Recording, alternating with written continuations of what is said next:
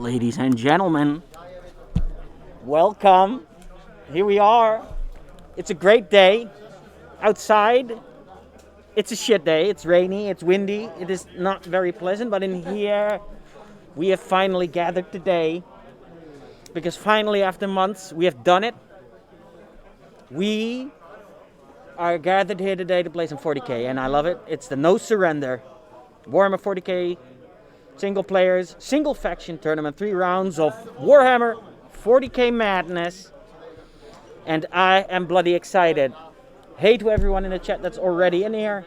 I hope you're excited as I am. My name is Stefan. I am working here for the Alliance Open as per usual as the propaganda master, and I am here with my buddy who will be joining me very shortly. Jonathan, who's going to be my streaming buddy, and we've got some great games for you set up today. Already round 1 has been paired, and I'd like to start off by saying that we're very grateful here today to be able to stream this event. It's been rough going the last few months. Of course, every few weeks we had some updates regarding Corona from our government, and always we've had our fingers crossed. If we were even able to do this, we've had to adjust a lot. It doesn't really show on stream, and that's the idea. But trust me, it's been a little dicey, and I am super excited to be here today to be able to stream. Like I said, I hope you guys are excited. As you can read in the stream title, it's going to be Necrons versus Tau, everybody. 2K of Necrons versus 2K of Tau. And what I'd like to do with you people, if that's okay with you, is actually go through the lists so we know what's up. I'm going to ask our stream moderator if he'd like to put up some links to the lists, so that if people would like to read the list for themselves, they can click the link. And I'm just going to say right off the bat, it's going. If you want to see the list, you can also go yourself to punpun.nl. That's pun.nl. It's our pairing app on our website, or web-based, and you can click on the event. That's No Surrender, and you can go to the table 1 round pairings. That's our stream table, and you can check out the lists of the players yourselves. And yeah, just check it out yourselves. But as I said, I'm going to check it out myself as well. Starting with our very own Gorwin, Overlord Kaiser, which is one of our regulars, one of our all-stars here, a legend of the Alliance. And he's bringing his Necrons, and he told me yesterday evening when we were setting up, he already walked in here, being the boss that he is, helping around, setting up. Great guy. He's doing things a little different today because he's bringing close combat Necrons. And I am really struggling with my mask here. Radio. So let's just go through it. Horn's bringing 2k points of Novok Necrons. So as I mentioned, this is going to be a single faction. And so your entire list has to share a sub-faction keyword, which means you can't mix between the several sub-factions that you have in every army. Because that's always the theme of our No Surrender. It's single faction, you can't soup. So this is really your time to shine if you want to show that you are your faction's champion player. Having said that, battalion detachment, everybody. So Necron Novok. Its HQs is a Overlord with the Overlord of, or rather, Warlord trait Immortal Pride, a Hyperface Glaive, and a Tachyon Arrow. So nothing super exciting there. The Tachyon Arrow being a nice strength 10 one-off weapon. Hyperface Glaive just being a nice close combat weapon. Going over to, he has another Overlord who has the Veil of Darkness and a War Sight. Now the Veil of Darkness, of course, that's where it gets a little more interesting, ladies and gentlemen, because that's the teleporting weapon. And Yeah, that allows him to be a little bit more tricky, a little bit more maneuverable, because he and another unit can teleport across the board using regular deep strike rules. So very interesting. A Plasmancer from the Indomitus set, a new HQ available to the Necrons with a plasmic lance. Then we have for troops, we have warriors. 10 warriors with Gauss Reapers. That's a new Necron weapon. It's shorter ranged, but more effective, higher strength, and 1 more AP. Very effective in close quarters. We've got 5 Immortals with Gauss Blasters and 5 more Immortals with Gauss Blasters. That's it for the troops. Then we have Lich Guard. We have 9 Lich Guard with 9 war size. So that's, ladies and gentlemen, that's a 270 point unit of just Necron close combat deadliness. And Phil wanted to mention, by the way, that he picked Novok. So Novok is a dynasty that allows the Necrons to reroll once to hit. So any close combat units will be more effective. And he's trying to capitalize on that because he also has a unit of Triarch Praetorians with the Particle Casters and Void Blades. So another very close combat orientated unit. He has a Catan Shard of the Deceiver. So there's a Catan on the field, ladies and gentlemen, with the powers of Sky of Falling Stars and Star God Fists. Just some mortal wound dealing shooting powers. And of course the Deceiver allows Necrons to redeploy D3 units anywhere on the board outside of 9 inches from the enemy. So he's able to actually redeploy probably some close combat units 12 inches from the enemy. I'm being corrected. I see, okay. So Corbin's actually correcting me, 12 inches. But still, that's 12 inches closer to the enemy than they would otherwise start on the board. So there you have it. Then he has a unit of Scorpack Destroyers, the new Indomitus unit.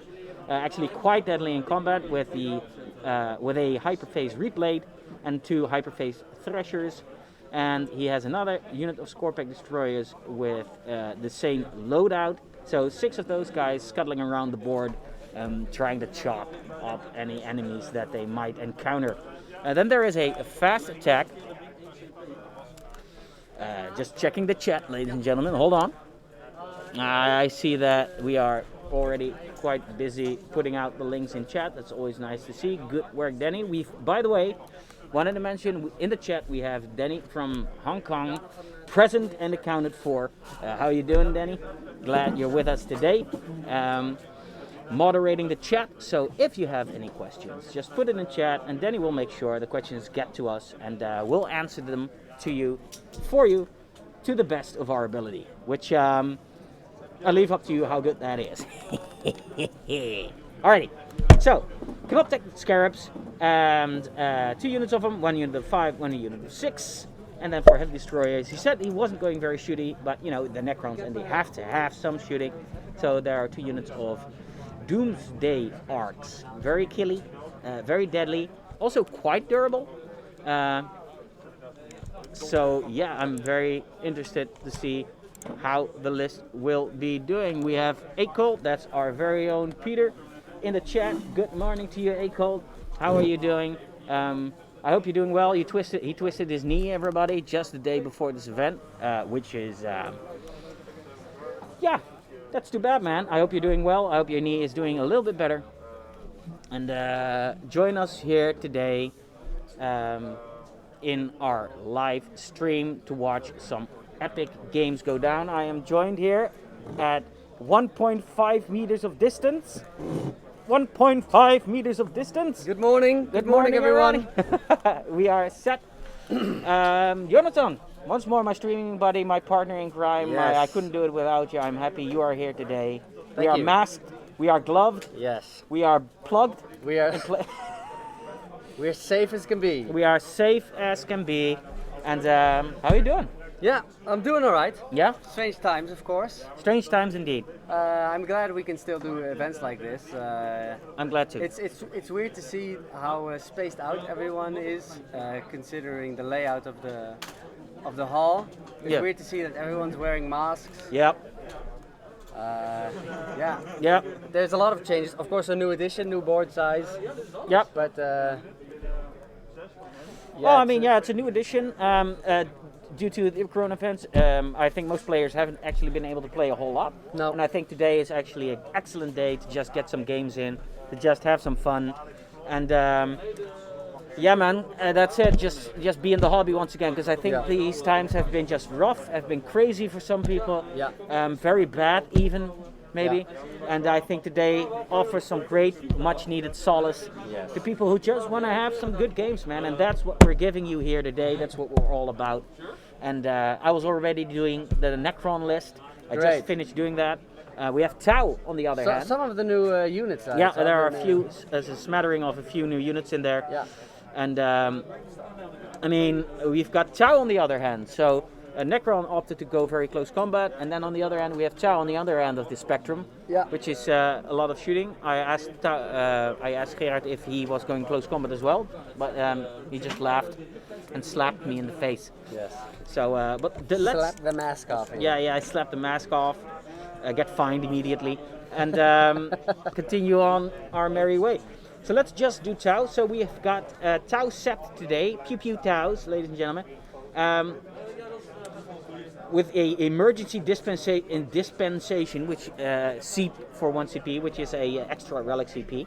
So let's start off. He has a commander in a XV85 Enforcer battlesuits. Always sounds awesome. No idea what it does, but it sounds spiffy. He has an advanced targeting system. He has the 3 cyclic ion blasters, so it's the patented plasma shooting commander, which is very effective. He has 2 gun drones with him to take the hits, and 4 pulse carbines on those drones. So watch out, everybody. He has a Ethereal today, which he is bringing through Unity Devastation. He has an Honor Blade, a hover drone, well, all the usual stuff. And then he has he's the Warlord, everybody. So yeah, he's going to buff a few units around him. He has some troops. He has a Breacher team of 5 Fire Warriors with Marker Lights. And then he has, this is, by the way, in a patrol detachment, so only 1 troop, everybody. He has elites. He has a Riptide battlesuit with the smart missile system, the amplified ion accelerator relic, pew, pew, pew, pew, counter fire defense systems, a drone controller, and an ion accelerator. He has another Riptide battlesuit, because 1 isn't enough. You always bring 2. That's right, that's right. Alright, a smart missile system, advanced targeting system, and a counter fire defense system, and a heavy burst cannon. So both of these able to put out a lot of firepower. The advanced targeting system just buffing him in shooting just that little bit more, what the Tau really need. So for fast attack, Good morning, players. oh, we've got our inaugural 1 past 9 a.m., so we're about to start again. speech going off. I'd like to give a quick word of welcome before we So I'm just going to continue, everybody. If you can't hear me, let me know. I'm just going to put the microphone a little bit closer to me so I can finish the list. So he has 2 Tetra Scout. My list stopped. We have 2 Tetra Scout speeder teams with high intensity marker lights. So just speeders, just running around the board. Everybody's excited, although everybody's still a little tired, I think. The chair went off in the room because everybody's just very excited to start playing. It's very nice to see everybody here. So like I said, 2 Tetra Scout speeders zooming around the board. Very handy for various secondary missions. And also they have marker lights, which is a staple and must have for any Tau army. So he has another patrol detachment, so he has 2 patrols running around. With a Cadre Fireblade HQ. And a commander in a Cold Star battlesuit with a advanced targeting system, 3 missile pods, and some gun drones again to take the hits. He has for troops a Breacher team of 5 Fire Warriors with marker lights, and he bought a shield drone. Then for fast attack, in case you were wondering, where's all the drones? Here they are, ladies and gentlemen. He has 6 Mark 1 gun drones. He has 3 marker drones in that unit as well, and then he duplicated it for another unit of 6 gun drones with 3 marker drones. So some drones there. Then he has another patrol detachment because all good things come in 3, with another Cadre Fire Blade, another commander in a Cold Star battlesuit with the exemplar of the Monka cross-linked stabilizer jets for extra speediness, with 4 fusion basters. So the one was equipped with some plasma death. This one is equipped with some fusion death. And this one is a promising pupil. He was under the tutelage of Master Yoda. Yes, indeed. And he was promising. Then for troops, it's a breacher team with 5 fire warriors with marker lights. And for fast attack, rounding it all off, 5 gun drones with 3 marker lights. Ladies and gentlemen, that is the lists we have for you. Round 1. I am going to make sure that player mics are on. And then we are just going to jump right into it and just kick things off. Hey, let's bite off the head of this iceberg that has been a frosty, virusy few months, and let's thaw it down gently with the smooth sounds of people playing 40K. Yes, all right. So top view. Let's just jump right into it. Infantry unit of voor Infantry. infantry, hè? Ja.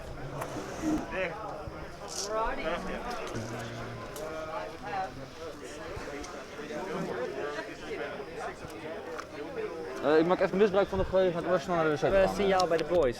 Jazeker. Mooi. Okay. We are now in top view camera mode, and I have just been told by Jonathan he has the down low, Yes. the skinny, Yes. the scoop, even. I've got the big news.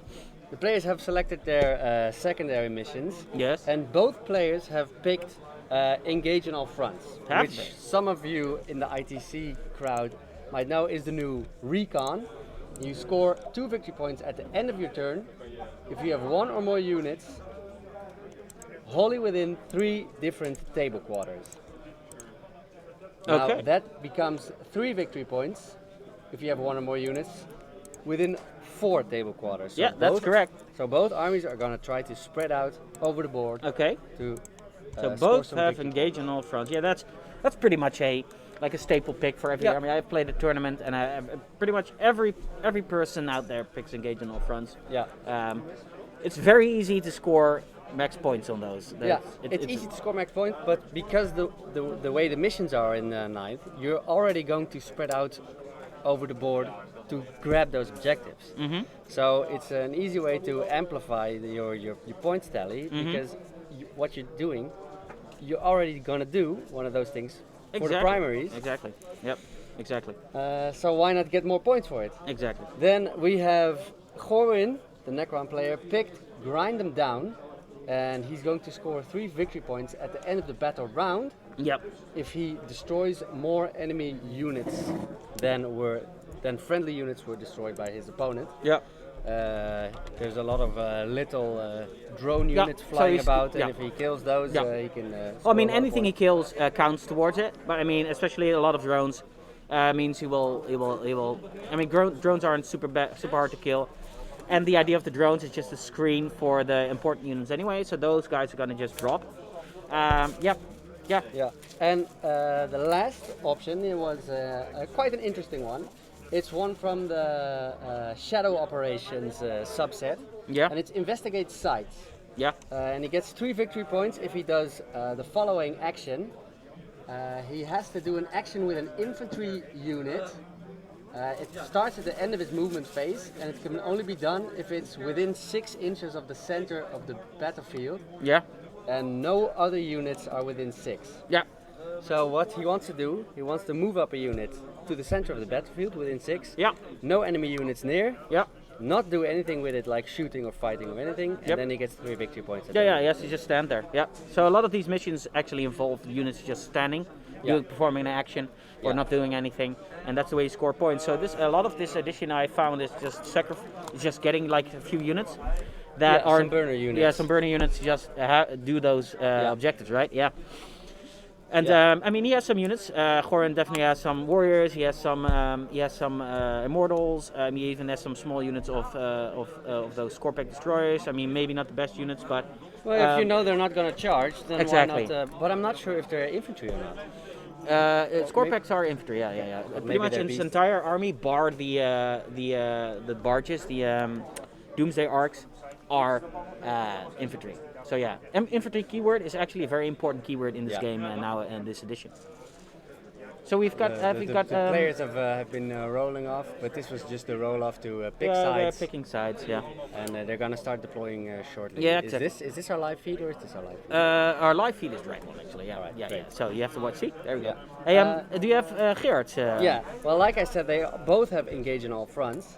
But Gerard picked while we stand, We fight. we fight.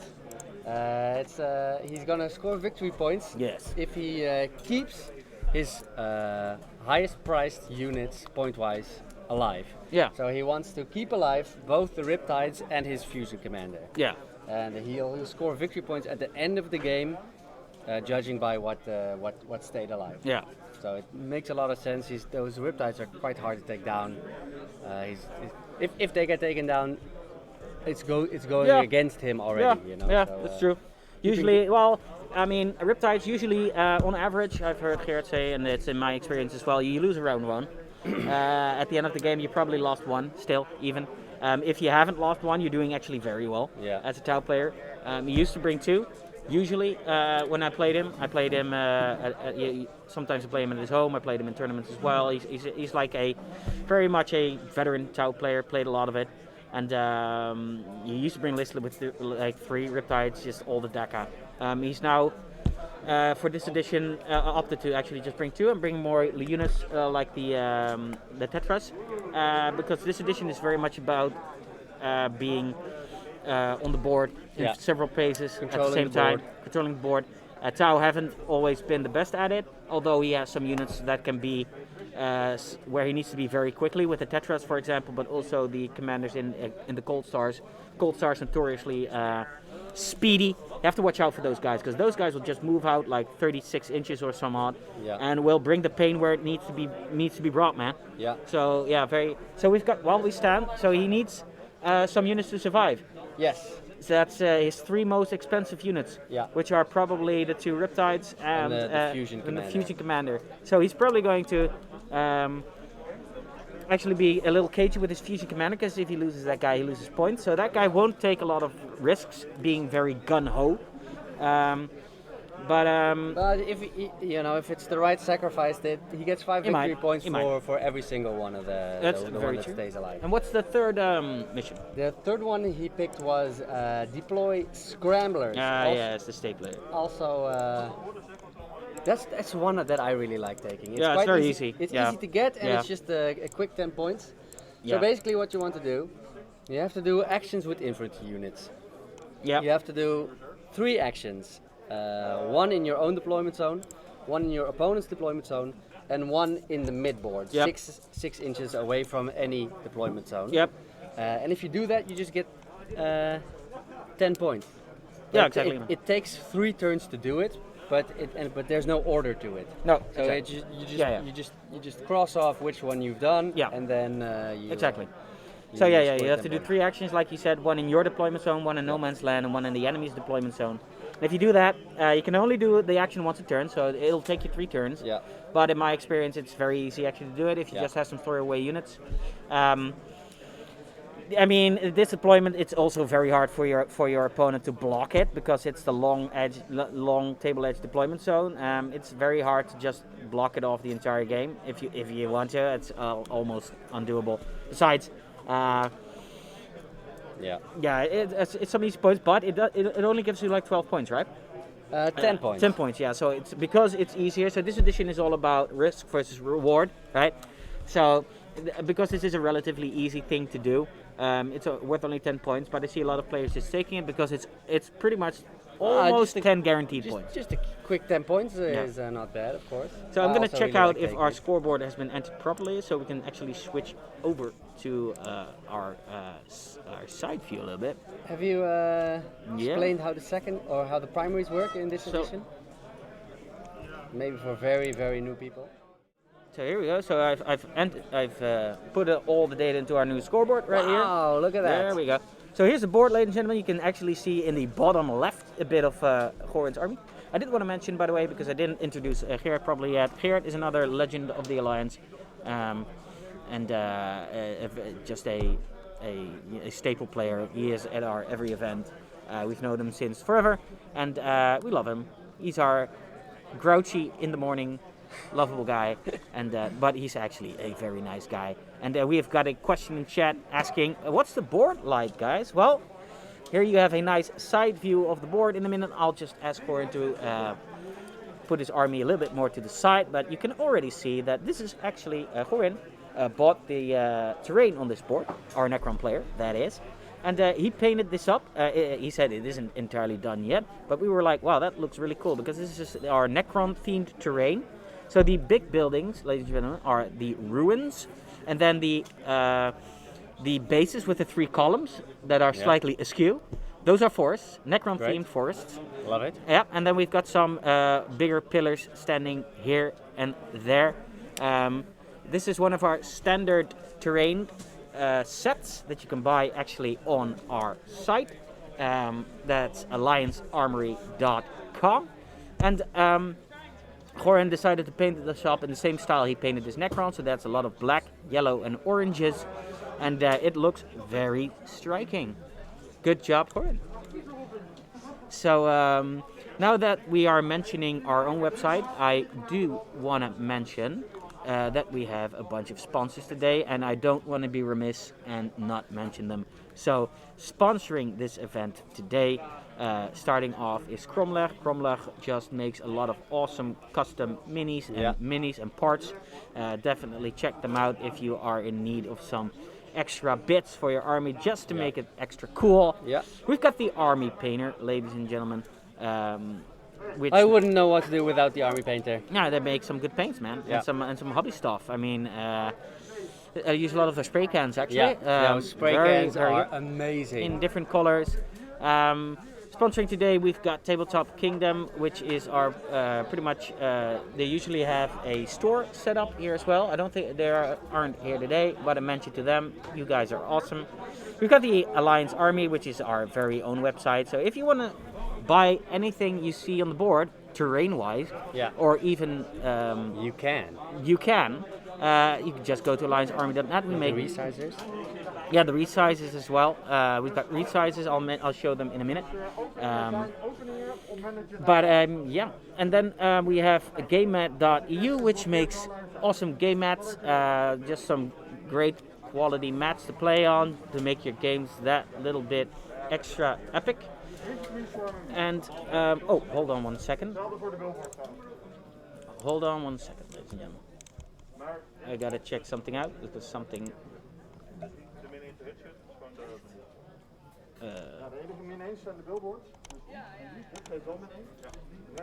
Hold on one second. Want je staat er niet in. Je kan alleen van de andere achterkant kan je openen.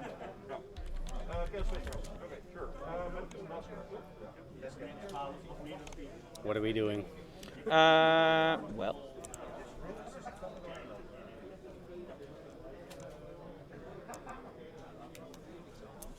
Yes. Okay, so it's fixed. You know, I thought there was an audio issue, and somebody's chat saying that the side camera was frozen. It actually is, now that I look at it. Or else, those people are very good at standing very still. So I'm actually going to switch over to the top view while I fix the side view. But to finish our sponsors, because I don't want to miss our last one, Proxy Wars, which is a new one, which also makes custom bits and parts and things. Proxy Wars? Yeah, Proxy Wars. Let me type that down. Yeah, in my so a notes. very cool site. Check them out. They're sponsoring us today. Thank you very much. And those are all our sponsors. Let's switch over to the top camera. I'm going to say that every time we're switching, ladies and gentlemen, because that is just the pride and privilege that is a stream coordinator. Hashtag stream master of the universe. Alright, so while I fix the side camera,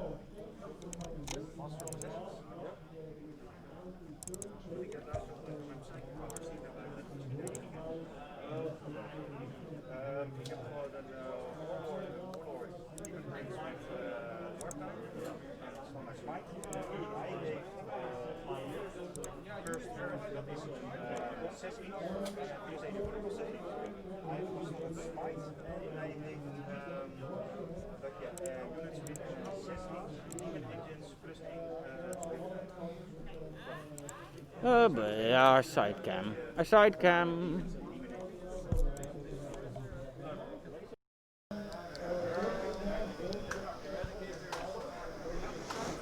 Shard.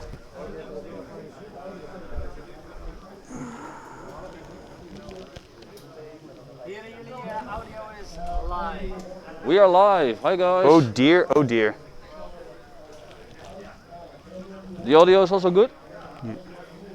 I'm gonna put this guy on top here. Yep. He is down there below. Sure. But then I have to move all my models again. Which I feel is not a good idea. So that's one guy down there. Yeah. Then my turn again? Cadre Fireblade. Your turn. Yeah. Overlord.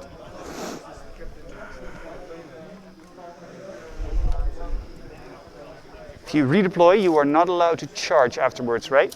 The units that have redeployed because of the shard can't Yeah. charge the first turn. Okay. And are you able to reach me in my deployment zone with any charges? Turn one? Well, basically, this guy is the Veil of Darkness. Yeah. So, yeah, I could. Okay.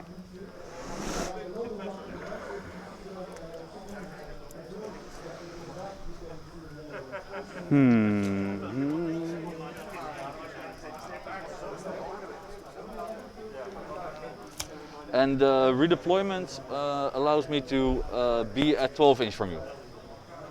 Yes. At 12 inch, including in my deployment zone? Including deployment zone. Okay. Anywhere on the table, 12 inch away from you. Yep.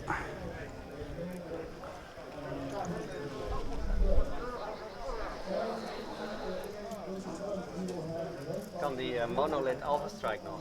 Nog een keer? Kan die monolith Alpha Strike nog? Goeie. Second Cadre Fireblade down. Okay. Oh, there he is. I am missing one model. There you go. Fast man, sir.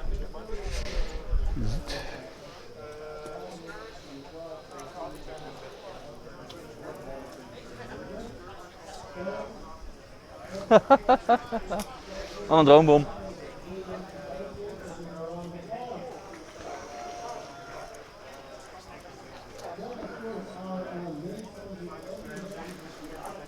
Commander down. These are not on the table, by the way. Yep. Still debating.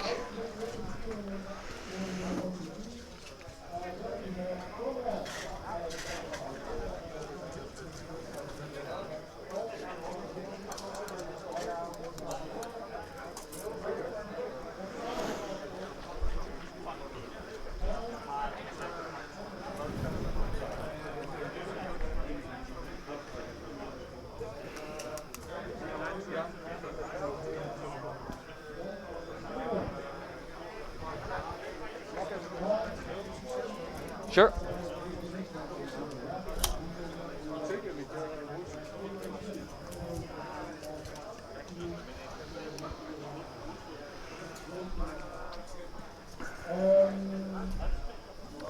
What kind of units can you redeploy with his deceiver ability? D3. Yeah. All kinds of units? All kinds. Okay. So basically I could use these. That's my point. Yep. Yeah. Not just infantry or something No, like I can that. redeploy everything. Okay.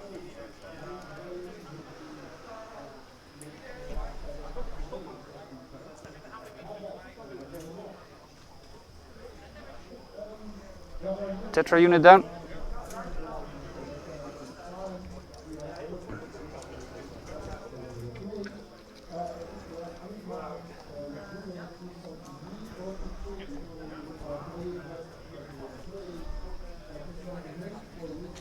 Immortals. They come in units of 2 and then they move separately, or? No. They come in a unit of 2 and then they're a unit of 2. Okay. Until you are a bad boy and shoot them dead, which happens a lot.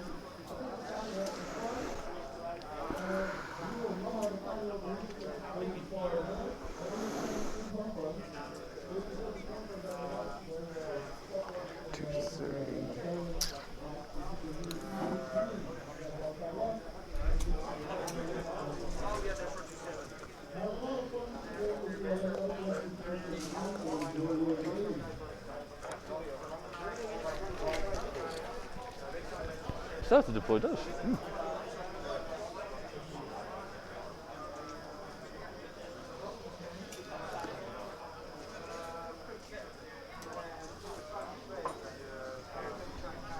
These are probably not going to be in range of the objective.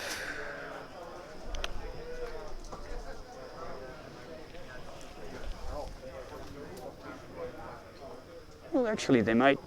Yeah, because if it ends here. This is the thickness of the wood. Yeah, then they will be. Okay, ladies and gentlemen, we're back in the booth. Quick side note, our little side view webcam.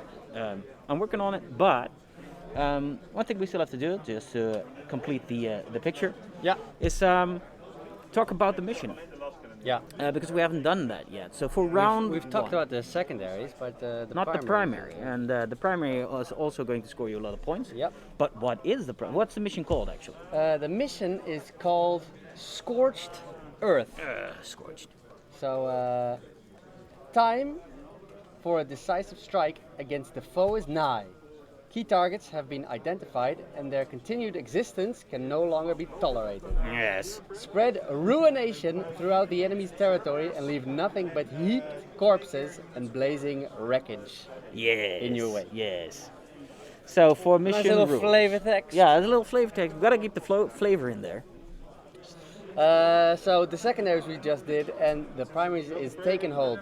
Several strategic locations have been identified in your vicinity. Have they? You are ordered to assault these positions and hold them at any cost. All the many. Now- Yeah, it's a staple ones. Yeah. So Control and objective. starting from the second turn. Second turn. Yep. In your command phase, you score 5 victory points for each of the following conditions that you satisfy. Control 1 or more objective, control 2 or more objectives, and control more objectives than your opponent. Yep. I think if anyone's played 9th edition, you sort of understand this already. Oh yeah. But for the people who are new, the primaries are a very big part of how you score points Yep, in this, yep, in yep, this yep. edition. It's about going on the board and holding it Yeah. really tight. And the important part is you can only score starting turn 2. Yeah. So turn 1 is all about getting on those objectives, preferably first. I think there's a tendency of going first in this edition because it offers just a strategic advantage of being on the objectives first. But we'll see. And there is a secondary mission you can choose here, but it's not really relevant because No, our players did hasn't been not choose it, chosen. so it's not really that relevant to go through. And I'll go check on the players. They're still deploying. Looks like Horan's Yes, deploying they're his still last few deploying. units. So If after they've deployed, I'll ask them to give a quick rundown of where the units in their armies are for the people who are listening. yep, very good. All right, so let's actually go through the deployments a little bit here on the screen. There we go. So Horan's almost finished deploying, as you can see, ladies and gentlemen, in the top right corner there is Gerard and his Tau Sep, all nice and huddled in a corner as we are used to by now when we are seeing Tau on the board. Those big riptides in the front over there and all the drones and all the more vulnerable stuff tucked in a corner. Just to protect them, because now you can't. What you can't see, you can't shoot. At least not with the Necrons in this army. So those drones and fire warriors and all the bunch are very well tucked away and secured in that corner. Yeah. So and then in Horan's deployment, he has spread out a bit more on the front lines. You can see those immortals and warriors standing over there, ready to walk up the board, or just remain where they are because they are already on objectives. In the back, tucked away between one of those forests, in the center bottom, is a Kun je het ook de heren zelf laten doen? destroyer barge. Huh? Kun je het ook de heren zelf laten doen? No, sure. Misschien wel leuk. Yeah, if you want to go through the deployment yourself, go right ahead. Yeah, sure. From my side of the view on the left, I have a unit of 5 scarabs and a unit of 6 scarabs inside the building, including a unit of immortals.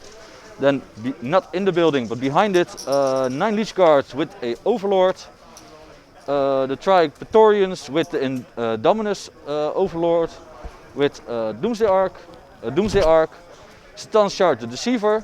So in a minute I'm going to use him. one unit of Scorpack destroyers, the unit warriors with the new Gauss Reapers, and inside over here against the wall is a unit of Scorpack destroyers. My Plasmancer is in there, and behind it a unit of Immortals.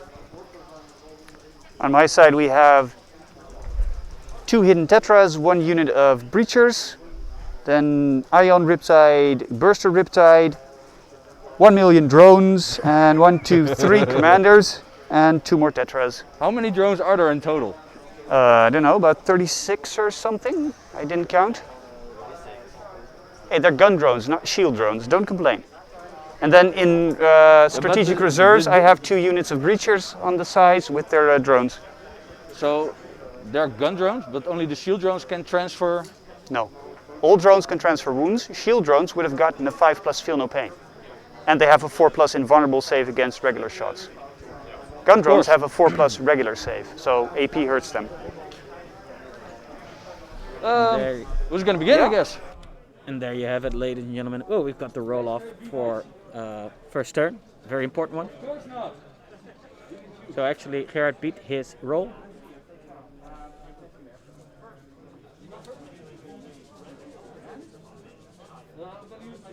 So Gerard actually won the roll off for first turn, and he gave it to Gorin. Decided to let him take first turn. He probably decided he's very defensible in the castle over there, determining that Gorin can't do a whole lot against him in the first turn. So then it's usually actually better to take the second turn, and we're right off into the movement phase. Yep, Gorin is actually now opting to redeploy using his Catan shard of the Deceiver. How many wounds per base? 4. 4. Thank you. That's 1 unit of 6. 6, yes.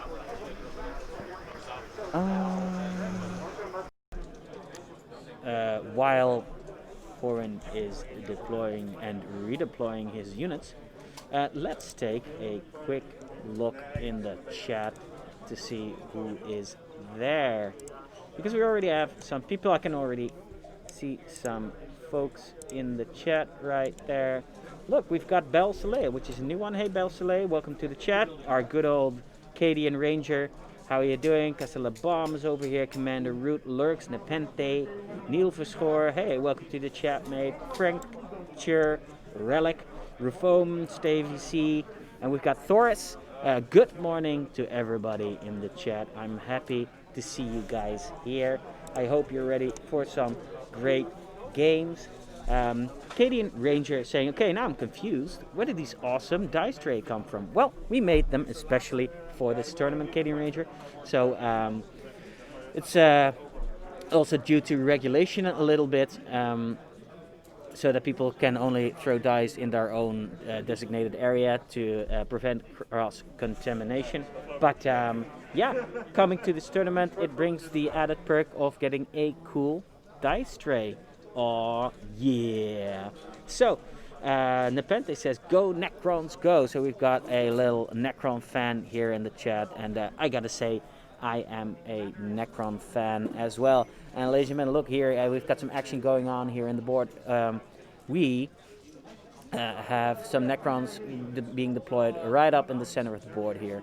That's a bunch of Necron warriors looking to get some midfield firing going on, but for now they're just hiding in that ruin over there, trying to avoid getting absolutely obliterated by that Necron, or Tau castle rather. But we've got some Ginger moving up the board, and yeah.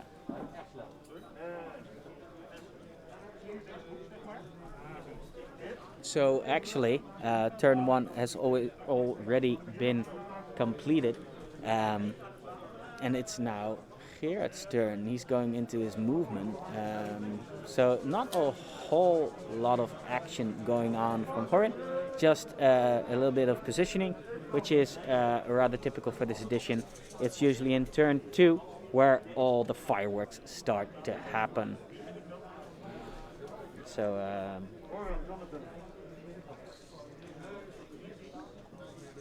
yep.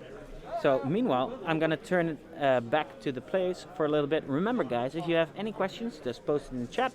Danny from Hong Kong, our resident leader in Hong Kong, is keeping an eye on chat and trying to answer questions as best as he can. Also, I'll be keeping an eye on chat to just answer questions wherever I can.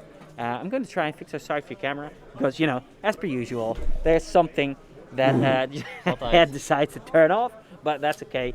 It wouldn't be live if something like that weren't happening. I'm going to put on the audio of the players a little bit, just let you listen to the smooth voices and sounds rather of Gerard's voice, and we'll be right back. 3 each, toughness 5. 3 up safe. Okay. I'm going to call my turn of, I always forget if it's Carillon or Montcalm, but the one where I advance without penalty. For everything within 6. Whoa, lo and behold, my entire army here is within like 6. It's almost like I planned it. Yep, almost.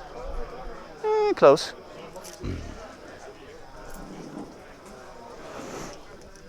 Those guys are going to stay there, they're covering that one, they're going to be here, yes. So, advances.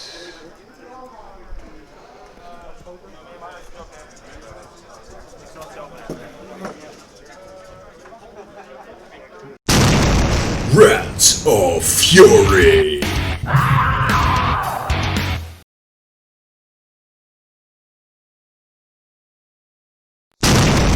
Rats of Fury. Turned on for all battle suits and infantry units. Okay. So it's not on the draw. Ladies and gentlemen, sorry about that one. That was not supposed to happen. Pretend you never saw that. What's going on? Yeah. Yes.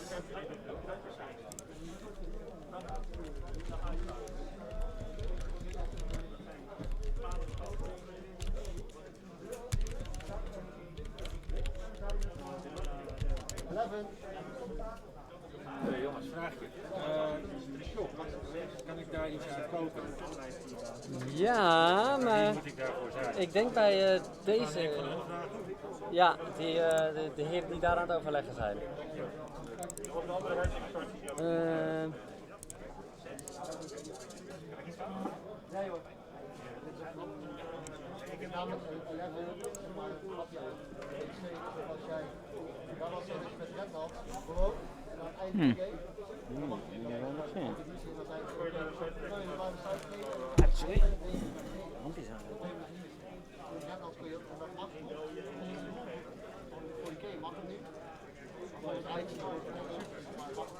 Dit is omdat ik niet sterk genoeg magneten volgt en die alleen blijft zitten als het boos is. Maar dat is dus dat maakt de mensen echt misbaar. En dat werd toen genoemd als 11. Dus iedereen, elke keer als het gebeurde, riep iemand aan de andere kant van 11.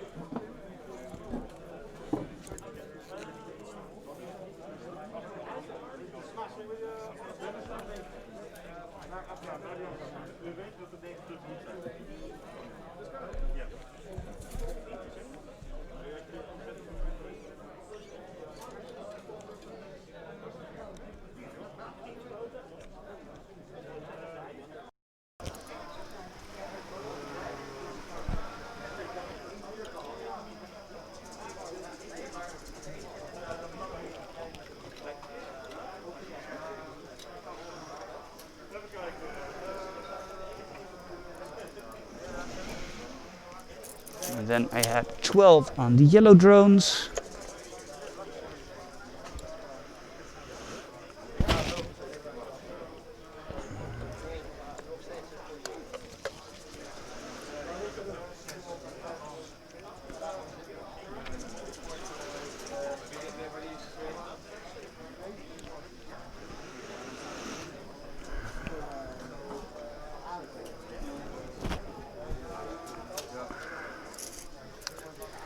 Advance for the Fireblade. 12. Meep meep.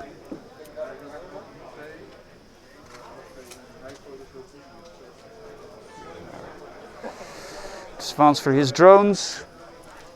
12. Hoeveel command points hebben jullie? Hij 4, ik 12. Ja.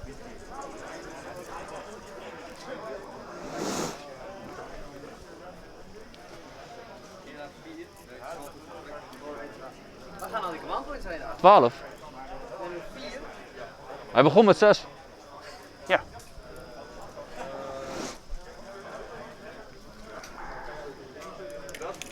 Two-man drones. 9. Two-man drones.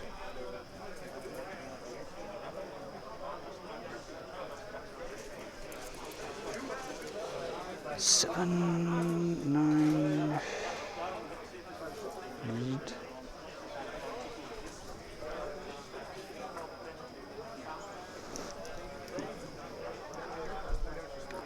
Tetras, only 19 inches of movement. That is a problem.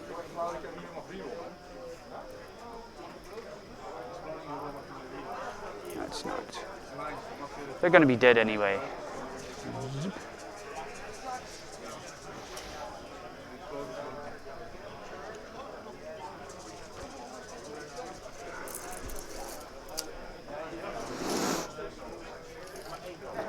Blue drones, only 9. That's a shame.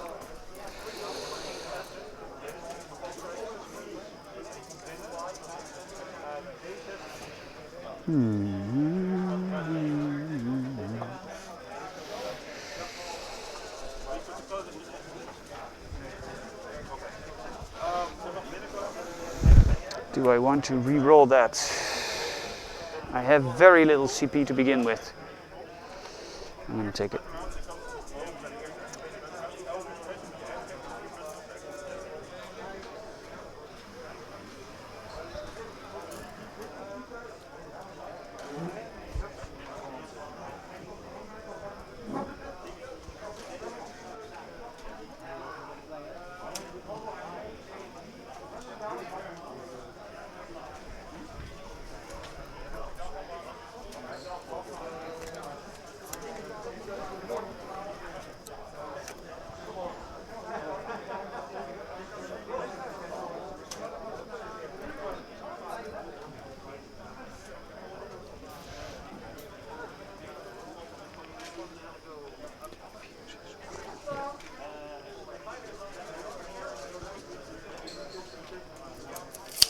There we go. Messed up the squad markings.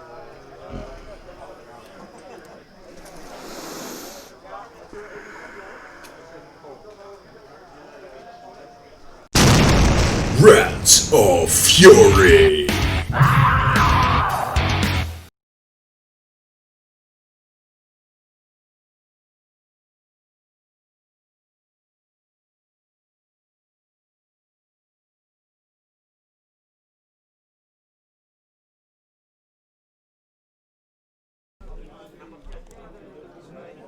So, ladies and gentlemen, now with the Rants of Fury transition, which I now fixed, so I hope people didn't jump out of their chairs due to the sudden burst of audio. Ah, man, the trials and tribulations of live. So, Eddie Hoozle, I saw some people were actually asking about the secondary. So we mentioned them at the beginning of the game, but some people joined in since then. So let's just go through them right quickly again. So starting with Goran. Goran has Engage on All Fronts, which is a staple secondary. Then we have Grind Them Down, which means he needs to kill just a lot of infantry models, and he'll score points for every 10 he kills, I do believe. No. That's Grind Them Down is if he You were already kills there. more units. Okay, so he needs to kill more units than the enemy, which is also, well, tricky against Tau, actually. He's got lots of small drone units. I think yeah, the that's reasoning true. behind But it was a lot of small. yeah, I don't know. I personally don't know about this one because Tau just have a lot of. He does have a lot of drone units, but he needs to get there. And also, Tau is very killy. So don't really know about that one. But let's see how that one pans out. Bold move, Cotton. Investigate sites, which means he needs to be in the middle and do nothing with a unit in the center, within 6 inches of the center, right? Yeah. Entirely within, and just investigate. So that's what that big blob of Necron warriors is doing over there. He's just investigating sites, just casually in the middle of the battle. Why not, right? And secondaries for Tau, engage on all fronts as well, which is be in 3 table quarters for 2 points, be in 4 for 3 points. While we stand, we fight. Gerard's 3 most expensive units must survive the game in order for him to score. There's some marker lights coming onto the. Yeah, unit we've got in the the shooting phase engaging in turn 1 for Tau right here, and he has deploy scramblers, which means that he needs to perform an action with a infantry unit in his deployment zone, in no man's land, but outside of 6 inches of the middle of the board, and in his enemy deployment zone. And if he does that in all 3 of these areas, he scores 10 points. So, yeah, those are the secondaries, guys. We'll quickly go back to the players because we've got some shooting action going on right here. So let's go back to the top view cap.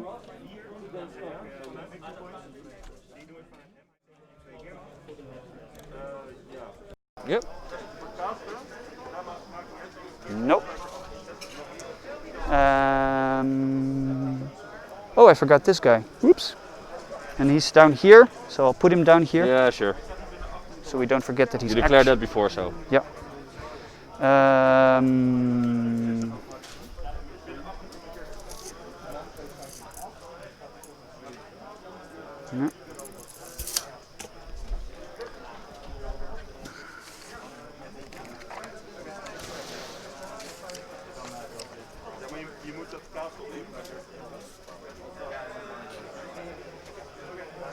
Yes, 6.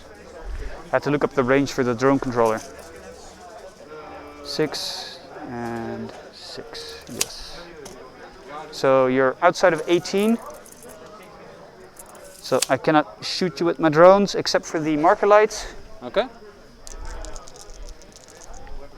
First unit drone controller gives them a 4 up, makes it a 5 up again. I'm gonna shoot these. Yeah. With the marker lights. First one, no. Yes. And the second one has reroll 1s, no. 1. Next unit, same target.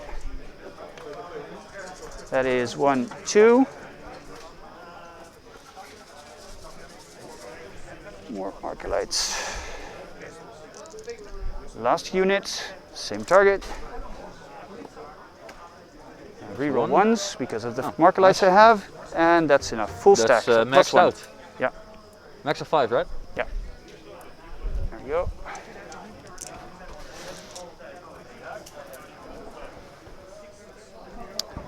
And let's start with the actual shooting phase. The shooting phase. I'm gonna shoot this guy in here. 4 shots fusion. This guy's the fusion commander into these guys. 4 shot fusion hitting on 2s, re-rolling 1s. Okay. That one would also be re-roll. Missed one. Yep. Strength? Wounding on 2, strength 8. Strength 8 is wounding on 2s minus? Yeah, -4. -4, so no save? Nope. Then is Riptide in here. Okay. I'm going to spend 1 command point for command and control note from the guy that's not shooting. Okay. Gives him rerolls to wound. Okay.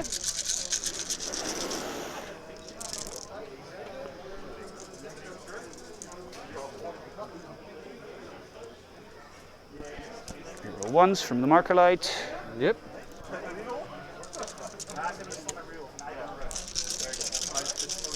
Strength 6, so 3s to wound. 3 up. Rerolls. AP? That is AP -2 for 10 shots. Gotta be a miracle one. And then, of course, we have 6, smart missiles 8. if you still live. 8 or 10? It was 10. It was 10, good. 2, 4, 6, 8. Go 6s. Not enough? No. First blood. Is that a thing? No, it's not a thing. Not anymore. Ah, too bad. Can't have everything, so no more smart missiles, that's fine. These dice traders are terrible. I only roll 1s and 2s. This guy's gonna shoot all his guns in there. Yep. So he starts with the big gun. They had 4 wounds, right? 3 wounds. 3 wounds apiece? Toughness 5. Toughness 5. So I'm not overcharging. With a -1 to hit. Yes, I'm not overcharging because that makes no sense. They have a native -1? Do they have a native -1, or do you mean from the forest? From the forest. Okay, because I ignored that one now. Let me look up the exact rules for marker lights, because with a full stack of marker lights you ignore cover. The exact wording depends on if the -1 applies or not. Ah.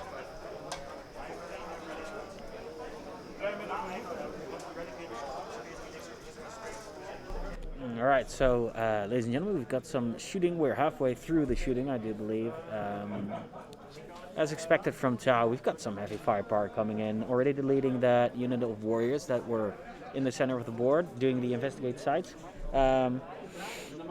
Yeah, so they are gone, and now we are having a little rules issue right here. So the 3 Scorpack destroyers that are in the bottom center Necron forest, that's that piece of terrain with the 3 pillars right there, are being shot at, and they have 5 marker lights on them. So the question is if they receive that -1 to hit that the forest applies to them, if the unit shooting at them ignores the rules for cover. And the question is, no, I don't think so. Oh, we've got somebody in the chat wishing me good morning. Good morning to you, sir. How are you doing? That's Tans der Hamster, who says, good morning, Stephen. Good morning, Tans. How are you doing? Welcome to the chat, mate. Hope you're having a great day. We're having some Necrons on Tau going on over here. And yeah, we're enjoying it already. So let's hear the players, because the shooting phase continues here in turn 1. And it's already a blistering presentation of fireworks coming from the Tau. So, where is he? He has 1 left. Okay. Then the missile commander is going to shoot all his missiles into them. Okay. He does hit on 2s, because he hits on 2s natively, and he rerolls 1s. He ignores cover? I have 5 marker lights. I ignore cover. He hits on 2s, I get +1, you get -1, cancels each other out. So hitting on 2s with reroll 1s, Damn. all hits, strength 7. Toughness 5 still. 3 ups. 3 ups. With -2. 5 with AP -2. 5 up. I want to know for the stream, are we even remotely understandable with the masks on? How much damage? D3. D3. How many go through? Yeah, roll. Well, the first one is neglected. The first one is just 1 dead, and then yeah, D3 left, 3 wounds left. Doesn't matter. Yep. Okay. I'm thinking that was my shooting phase. I score 1 point for deploy scramblers in my own deployment zone. No, not 1 point, I tick it. Yeah, you do 1 checkie? Yeah. Yes. I score 2 points for being in 3 zones. Are you wholly within? Yes. That's why I placed it past the midway point of the objective. Based on that, if it has moved, then Yep. it should still count because. Actually, the objective moved. Yes, you're correct. I went on the objective. Yeah, and you went. I should. Because based on the you objective. still had some movement left, or that was also maxed out movement? That was maxed out movement. So because I rolled a 1, I recall. You rolled a 1. Yeah. So I don't get 2 points for. Then you don't get it. Whatever you call it. Yeah. Yeah. Engage no fronts. That one. Well, that was okay. Which one? This So one. you get 1 check for deploy scramblers. In home, yeah. Command phase. This guy gives my will be done to the leash guard. He gives my will be done to the Praetorians. And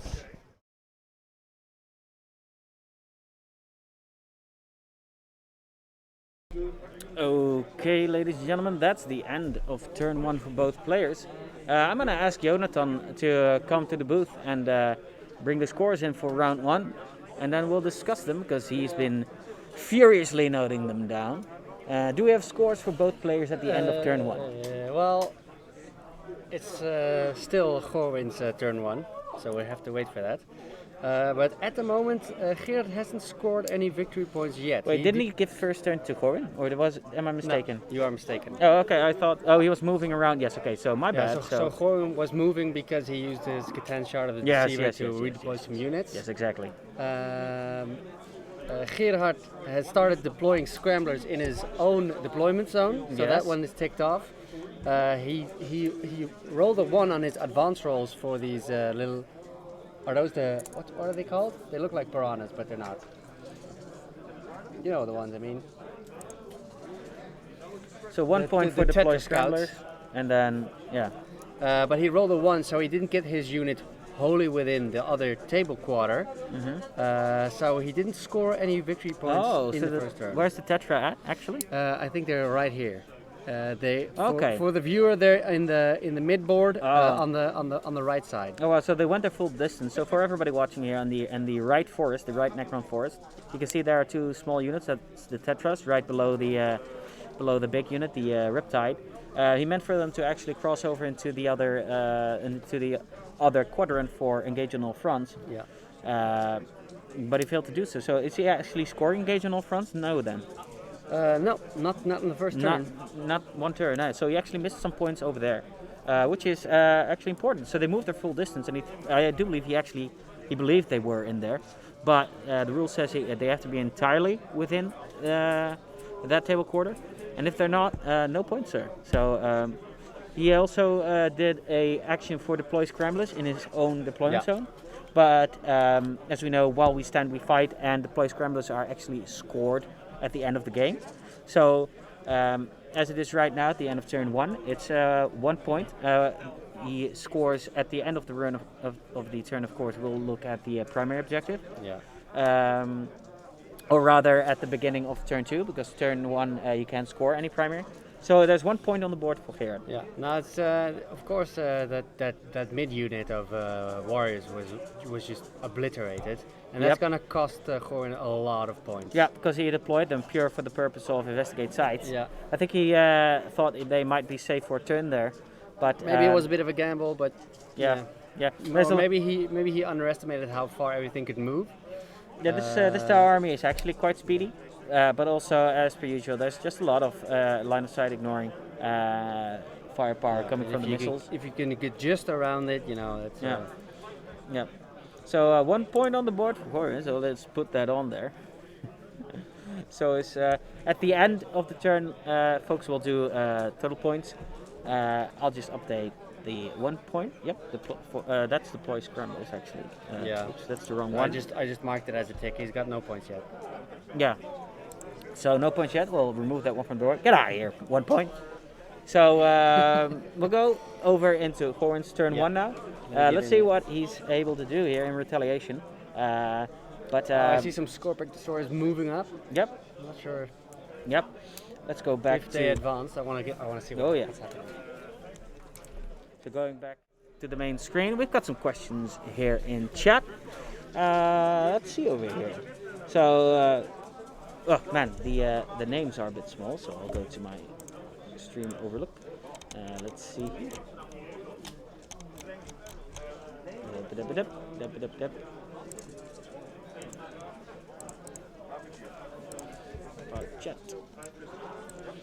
Chat, how are you doing? Oh, okay. So it's saying chat looks really great. Thanks, mate. And people are asking, are the players wearing masks too? Yep. Everybody attending the tournament, ladies and gentlemen, is required to keep their 1.5 meters of distance and wear masks. We've got several more rules in play to make sure that people are just very safe and we have minimal risk. It's a bit of a hassle, but you know, you got to do what you got to do if you want to have a great day of games. As you can see now, Corin's just making his moves over here. Yeah, let's take a quick look at the board. So the tower has actually moved up quite a lot. So moving out to the board, but still a bit in the quadrant over there. We've got managed to kill the unit of warriors in the center and a unit of Scorpack destroyers. Actually, so yeah, already some damage being done here. So Horn's mission, or at least he's going to score points on engage in all fronts. So those scarabs that moved up the top will score him a point for engage in all fronts. He needs to get into those drones and fire warriors for grind them down. So his unit being very close combat orientated, which is actually not the greatest against Tau. Usually if you're facing Tau, you don't really want to charge him unless you have some good options to stop Overwatch and stuff like that. However, Necrons don't really have that option. So usually what you want to do is actually just stay away from them and focus on scoring, just scoring on the mission and let the Tau do what they do, or at least as much as you can minimize their effects by just hiding, stuff like that. But Horn did grind them down, so he is going to have to get into them. Luckily he does have those Doomsday Arcs, which have Gauss Flare Rays, so those are actually quite effective at taking down drones and stuff like that. Now, by moving those Doomsday Arcs, which means that their main gun is actually less effective, because it turns from D6 shots strength 10, I do believe. It degrades down to D6 shots strength 8, lesser AP, D3. It degrades to D3 damage, I do believe. But those big guns aren't really as important as those Gauss flares. Yeah, because he needs to get into those drones. Yep. So then we've got some Scorpack destroyers crawling off the board in the bottom right, just below that Necron forest. It looks like they're in a nice charge range for those Tetras and other stuff. They do have to charge and eat Overwatch, which is something you don't really want to do against Tau. But yeah, otherwise those units aren't doing anything. We'll see if he actually decides to engage those Tetras. Because those Tetras are quite important for here, because they're one of those speedy units that can easily grab like a engage on all fronts or some stuff like that. So we'll give the audio back to the players a little bit, and we'll be back in the shooting phase for a quick recap of what's going on.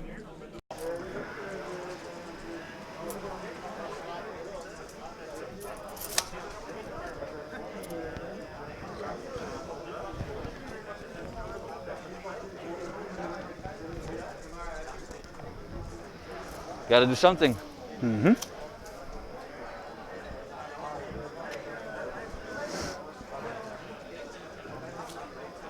Yeah, it's target practice for you. God damn it. I can go 1, I can go 2, I can maybe go 3. And yeah, I'm not gonna kick you off over there.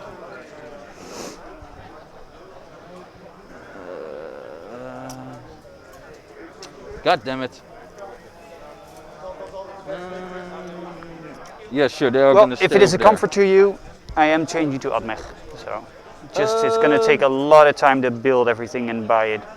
What? I am changing to Admech. I'm fed up with playing Tau with Riptides still.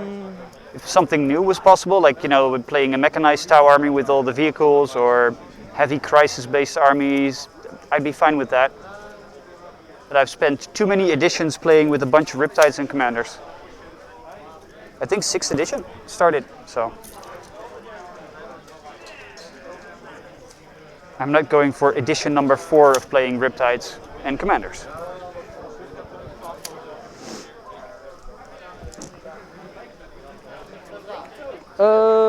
End of the movement. Yes. These guys are gonna go investigate. Investigate, sure.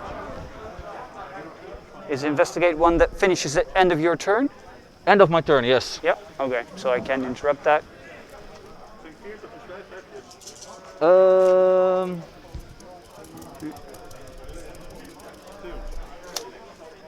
I'm gonna assume that the center is somewhere around here, so I'm out of range I need you to are be in. 6 inches Yep. away, so. Yep.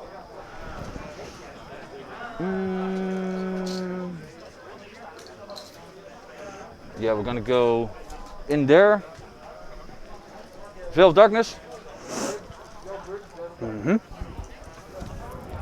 Just gonna try it, see if it works out.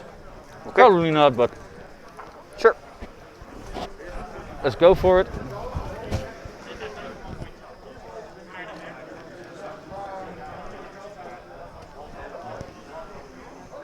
Are these Lich Guard? Yep. Too big of units for what I'm gonna do with it, but sure. No, trying to get me off of objective is good. Yeah, I have to do something. I can go for the big guys and all the drones, but enter to movement psychic Satan shard. Fake psychic powers, yeah. No psychic powers, but The not psychic power. there's a unit within 18 inch, and all the other guys are not in range. It's a unit of 5, right? Yeah. If I roll below the number 5, you Yeah. get these 3 mortal wounds. Of course, 6 Nope. automatically fails. Then I'm gonna spend. How much CP is it?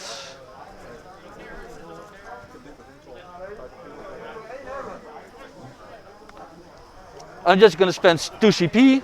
At the start, I got 1, so Oh, I forgot that one. Sorry, I'm on 4 CP then. no worries.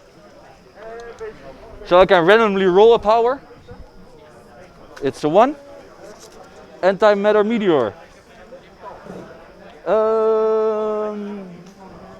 Visible enemy unit. Ha, crap. That's a pity. You're on 11 command points left. No, wait, I can still see him. This one? On a 2+, he gets D3 mortal wounds. Yep. That's a 2+. 3, 2 mortal wounds. 2 mortal wounds, 2 feel no pains on the 6 up. Yep. Nope.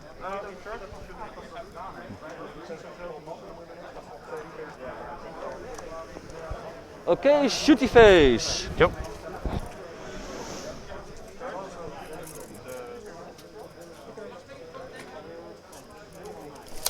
You want to see if you're in 24? Now I know I had to move these guys a bit. Yeah, that's stupid. Sure. This guy is gonna use his main gun in here. Yep. And the gas flyer race over there. Okay. Yeah, it gets a -1 to hit. The obstacle's in the way. Yeah, but you make it with your body? 24 Yeah, inch? You do. Okay. Yeah, let's start with Dan. 2, 4, 6, 8, 10. Because the obstacle I get -1 to hit, so it's on the 4 up. In the dice bag, please. Strength 4, Toughness 4. 4 up. 2 saves with -1. Not the best, but sure. 2 dead. Drones do not benefit from feel no pain. That was the green unit. Yes. D6 shots. Okay. Oh wait, I did not get the -1 because no, it doesn't matter. 3 ups. If you're shooting past the obstacle, why don't you? I am in dense cover, so Yes. it doesn't count as dense cover. Yes, but these were also Oh, that obstacles. one, yeah. No, that's why I was like, yeah, don't forget. But Yeah. over them, I can see them well. Strength 10. 2 saves -5 AP. For those two. No. Damage? D6. How much damage do they have? 5. 5? I think 5. Let's look it up. To be sure. 4. 4. Then I'm gonna use a CP to reroll it Okay. to see if I get lucky. Reroll. 2. Ah, damn it. 1 dice.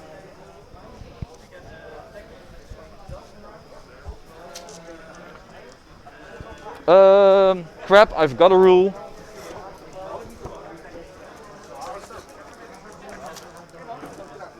Ah, crap, at the end of my movement. There goes my mortal wounds.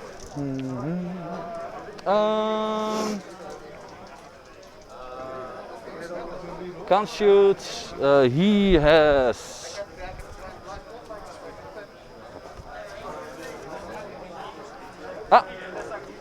He's gonna shoot at him. Assault D3. 1 shot. 3 up. Strength 7. 3 up. Minus 3 AP. No save. 2 damage. Damn. Too bad it wasn't more shots. 2 wounds left. Okay, that guy shot, that guy shot, that guy shot. I have to shoot at that one. He main gun on them. And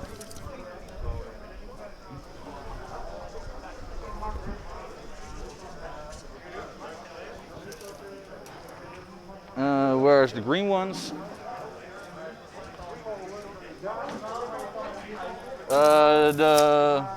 Is also in range. Yes.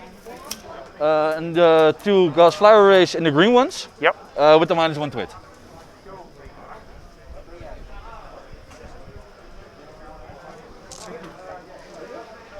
D6 shots. 4 shots. 3 ups. Nice. Strength 10. 2 up.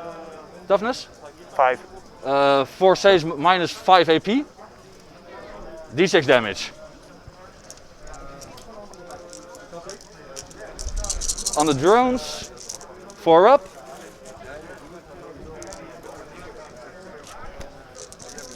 4 up. 2, 4, 6 saves with a -1 AP on the green drones. I make 1. 5 are dead. They are fearless, right? No. Do they have to take morale checks? Yes. Okay, nice, nice. Then it's not that bad, not that all bad.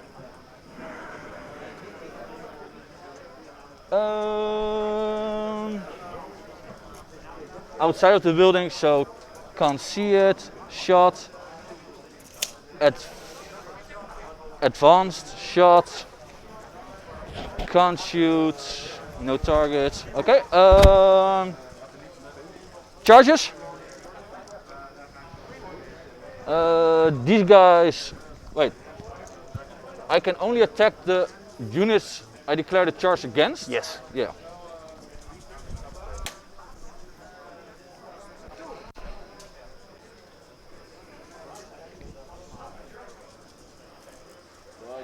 No, it's 9 till then.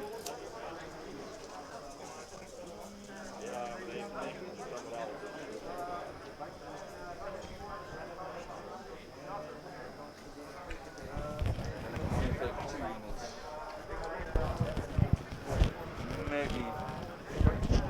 Yeah, I'm gonna charge the 2 flyers, the 2 vehicles. Yep. It's a 9-inch charge. Just roll it. I can't see you, so I can't overwatch. Because of the my will be done, I have a +1 on the charge. That's a failed charge. Yes?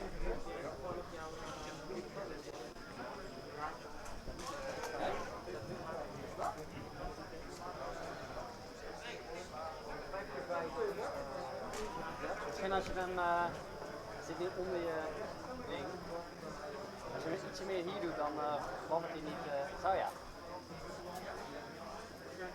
Yeah, can you hear me? Reroll charge 9-inch. Come on! Yes! Gaat om de woede, hè? Say it like you believe in it.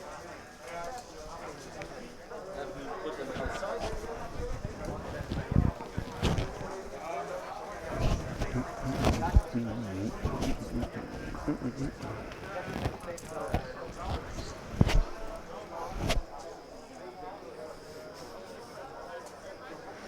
this.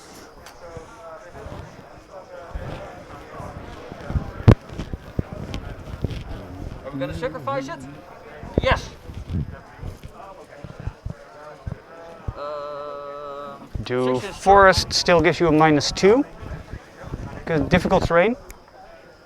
Do forest still give you a -2 yeah, I'm on the standing in it, ranges? so- Yep. Oh wait, then I could not stand in it because I had 8-inch movement, and because of that, I get a -2 on my movement, so I could not stand there. Okay. So I have to, Move back 2 inches. I Yep. have to move back outside of the terrain. Yeah. How many inches are you on now? So 7. You were Yeah, it's within. You were within 7 when you were on the base. You're within 9 now because you moved 2 less. If I can move around it, it's Yeah. still a 7-inch charge. If I move through Yes. it, it's a 9-inch charge.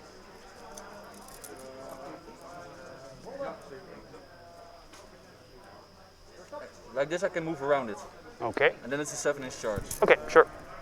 This one a bit more back. This unit is gonna charge the riptide. Zou je heel even je dingen uit willen zetten en dan weer aan? Als je hem loslaat, dan je zelf gewoon aan. It does work? Good. Well, here comes the Overwatch.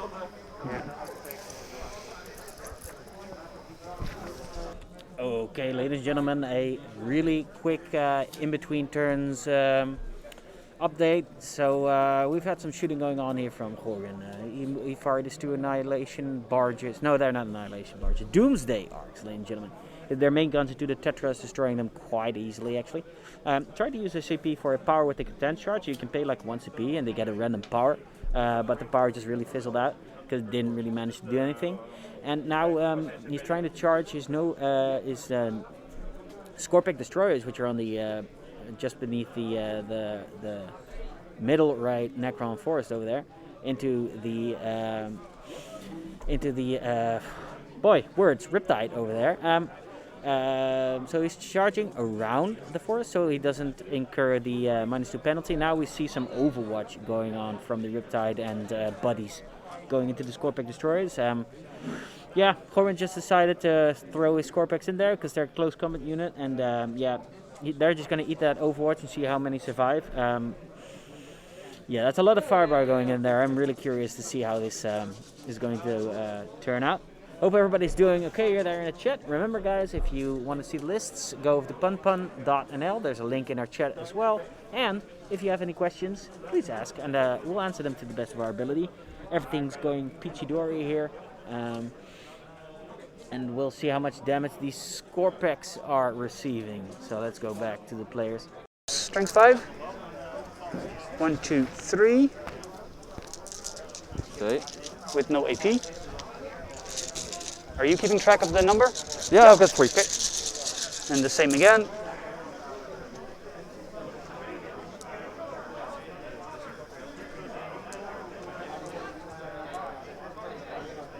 One.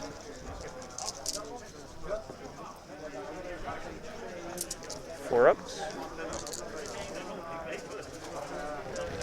3 more. Those were the gun drones. Okay. Do they ignore cover now? No. Because I am within 3 inches of the obstacle, so I could claim cover. Okay. For what? Do you get +1 in your save? Yeah. If I'm not mistaken. I have no idea if that's correct or not. They're woods, so they're dense cover. Yeah, that gives you the -1. This is the -1 to hit, that's right. It's also defensible. What was defensible again? not relevant. I think no, that's not relevant. You can overwatch on a 5-up or get a +1 on your save if you're infantry. So for me, it's irrelevant. Yeah, that's irrelevant. So 3 up. God damn it. 3.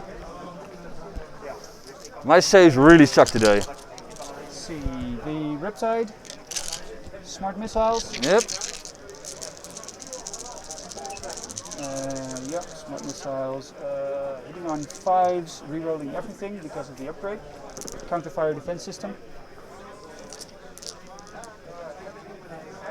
5 hits. Strength 5, toughness 5, 4 ups.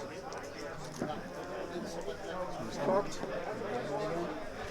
So 5 with no AP.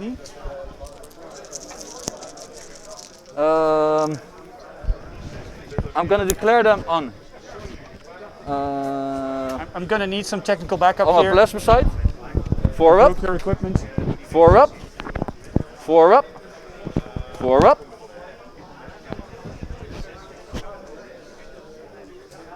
And on. How much damage? 1? But that's where it fits. Thank you. 1 damage, yes, sorry. 1 damage.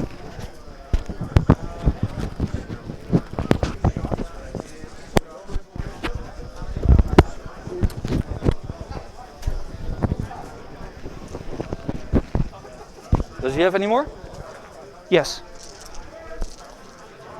6 shot out of the main gun, not overcharging.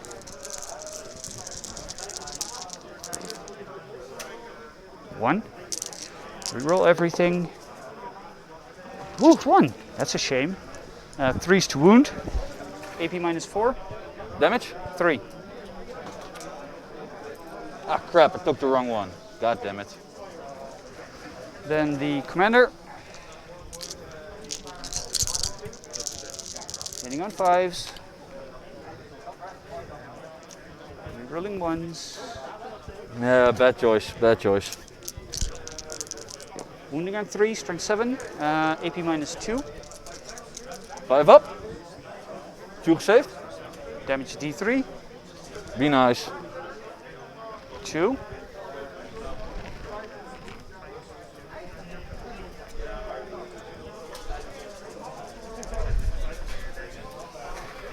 No, I really hope I'm not gonna make the charge.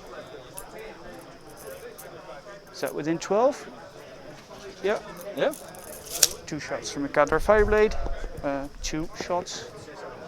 2 hits. Strength 5, toughness 5, 1 wound. No AP. Come on! Reroll. I have? Yeah, I have 1 left, so. You're down to 8 now? Yep. Come on! Thank you. Oh, that one sucked. That's Overwatch. 10, of course!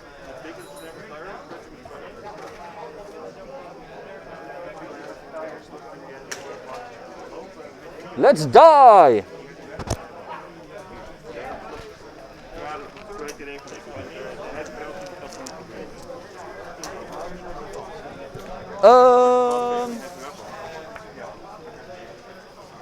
Overcharges negatief. Dan begin ik met mijn Scorpack Destroyer, want die is een beetje te dood opgeschreven.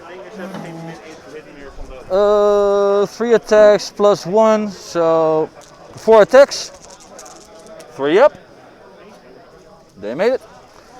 Strength 5. Toughness 7. 5s. Only 1 with -3 AP. Damage. 2. I'm gonna so sad. throw it to a yellow drone on a 2-up. Goodbye, yellow drone. Yeah. It's nice knowing you. I did hope more would have survived. Yeah. So 4 attacks hitting on a 5. From the Riptide Are you back. gonna intervene? No, do you have? Oh, sorry, you have these guys here. My bad. No worries. No worries. I would have thought, I was like, you intervene? No. Come on. No. In my mind, these guys were dead already, so Yeah, I get I it. threw I them get it. away. They were done.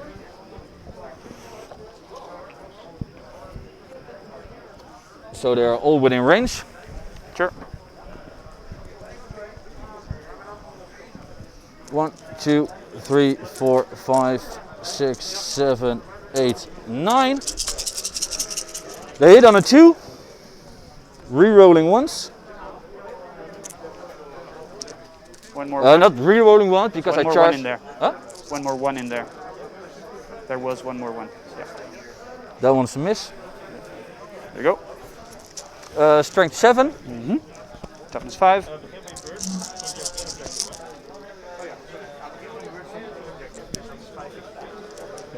Two, 4, 6, 8, 10, 12 with minus 4 AP, 2 damage. I have no save. Yeah, then they're gone.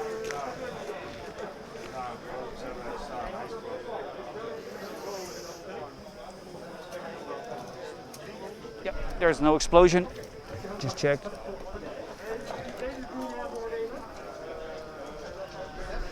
So 1. Consolidate.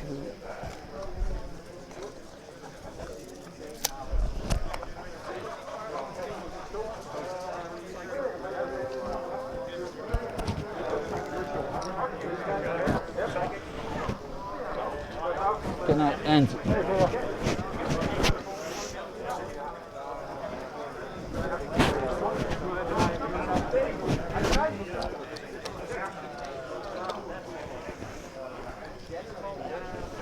Since I can't attack you, so why not? And I will not put you in engagement range. Okay. If I'm not mistaken, that's more than an inch. That's fine. You declared it. So now I get to hit back? Now I get to hit back. Now you get to hit back. 1. 1 wound. AP? Normal save, no AP. Yes! And he lives. I have a unit now over there. This one is over the side. A unit over there and a unit over there. So I claim engage on all fronts. 3. With 4 points, yeah. With 3 points. 3 is for 4 quarters, yeah. Yeah, 3 for 4, 2 for 3. Yep. Investigate. I killed 1 unit, 2 units. Morale here. Oh yeah, morale. Very important one. 2, 4, 6, 7 are dead. They have leadership 9 for the ethereal. That makes him dead. No, I lose 1. That's the new rules. Yeah, you lose 1, and on a then 1 and a 2, because I'm below half strength. So 1 and a 2. No, he still lives. I love new morale rules. Yeah, Because they would have been just dead. they would have been just that in the old rules. Yeah. Yeah. That's a pity because then it's 2 units and 2 units. Yeah. That's absolutely perfect. For me, not for you. Ik heb, nee, het is voor 4 vlakken 3 punten, voor 3 vlakken 2 punten. En ik heb hem voor 4 vlakken. 3 punten. Ja.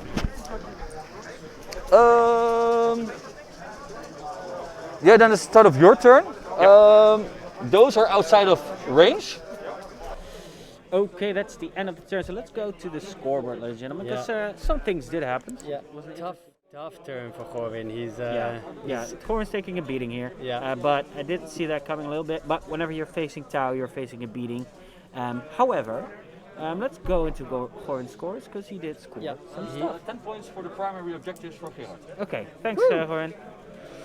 So 10 for Gerard, he's saying. So his first turn, Gerard's holding 2 objectives. So let's start with that. So Corwin actually charged a big unit of those Triarch Praetorians up the left side of the board because Gerard had a unit over there. I believe those were the Lich Guard. Yeah. Oh, were those the Lich Guard? Yeah. Okay. What the did Triarchs are in the middle. okay. What did Gerard actually have over there? You know? What are those Tetra Scouts? Okay. So unit of scouts, Tetra scouts over there. So he went in there, absolutely annihilated the Tetra, and. So he had scoring on engage in all fronts. So he has actually 4 units in all those quarters. One was actually quite a close shave, and that was the most interesting point of this turn one-eyed rager, because he had those Scorpic destroyers who were actually daring a charge against the Riptide. They faced a hell of a lot of Overwatch. The Riptide actually has a special system that allows him to No, that's the Tau Sept. So Tau Sept says whenever they're being overwatched, or overwatching rather, they're hitting on 5s rather than on 6s, which is very scary actually when you're facing Tau. So those Scorpacks faced a lot of firepower. Used a stratagem to transfer some wounds. Horn did to some of those ablative wound models that those Scorpacks have. So a Riptide shot into him, so Firewatch shot into him, a Commander shot into him, and all in all, one Scorpack survived with one wound, and that was actually quite awesome. So that Scorpack charged through the Acronian forest with a -2 penalty, still made it. He could have gone along the side, but he rolled a 10. So he had to hard roll a 7. He rolled a 10. And that Scorpion got in there, man, and didn't do anything, but he survived. He had to use a CP to re-roll a save to make him survive that one last wound, which was quite exciting actually. But because that Scorpion did charge up the field, he walked into that left, or rather top right quadrant of the field. Yeah, do those Riptides have any rules that they can move out of combat and still shoot? Well, or is they he just used to tied be up? able to because they're flying, but now in this new edition you can't. But actually, I'm not quite sure, but I do believe Tau actually have a rule, no, they don't. So that guy can't actually shoot now. He could shoot Well, he can. some of his weapons into the Scorpion He has Destroyer. to shoot into the Scorpion Destroyer, which is quite bad because it's only one Scorpion Destroyer with one wound, right? Yeah. But more importantly, it gave Gorin 3 points on his engage on all fronts. Instead of 2, yeah. Now, correct me if I'm wrong, but if I would have to play this, I'd taken one of the characters and declared a charge on the Riptide first. Hopefully, either drawing the Overwatch, of course, annihilating the character, but then leaving the way free for those Scorpion Destroyers, allowing myself to get more Destroyers up there. Yep. Otherwise, if he doesn't Overwatch and I do make the charge, then at least the Riptide is locked and can't Overwatch on the Scorpion Destroyers. Yeah. Am I not seeing something? Is that? Yeah, that character over there. I don't know what it is. It's probably Lord. I don't think he wanted to throw away the Lord because they will murder that Lord. I'll tell you that much. So if he charges them, he can just say, okay, I'm just doing Overwatch with this unit, and then he can still do really good on the other one. So he can actually kind of disperse it. So I don't think that was he just didn't want to throw away the Lord. I wouldn't, because the Lord's actually now another unit that can do some stuff now. So he has 3 points now for investigate sites as well, because there's a unit of warriors. It's either the immortals or the warriors that are over there doing their thing over there in the middle, within 6 inches of the center, and so that's another 3 points on the board. So in total, Horn has taken a little lead over here. He has now 6 points in total to Gerard's 1. However, we are now going into the second turn. So Corin has a total points of 6. Save. Okay.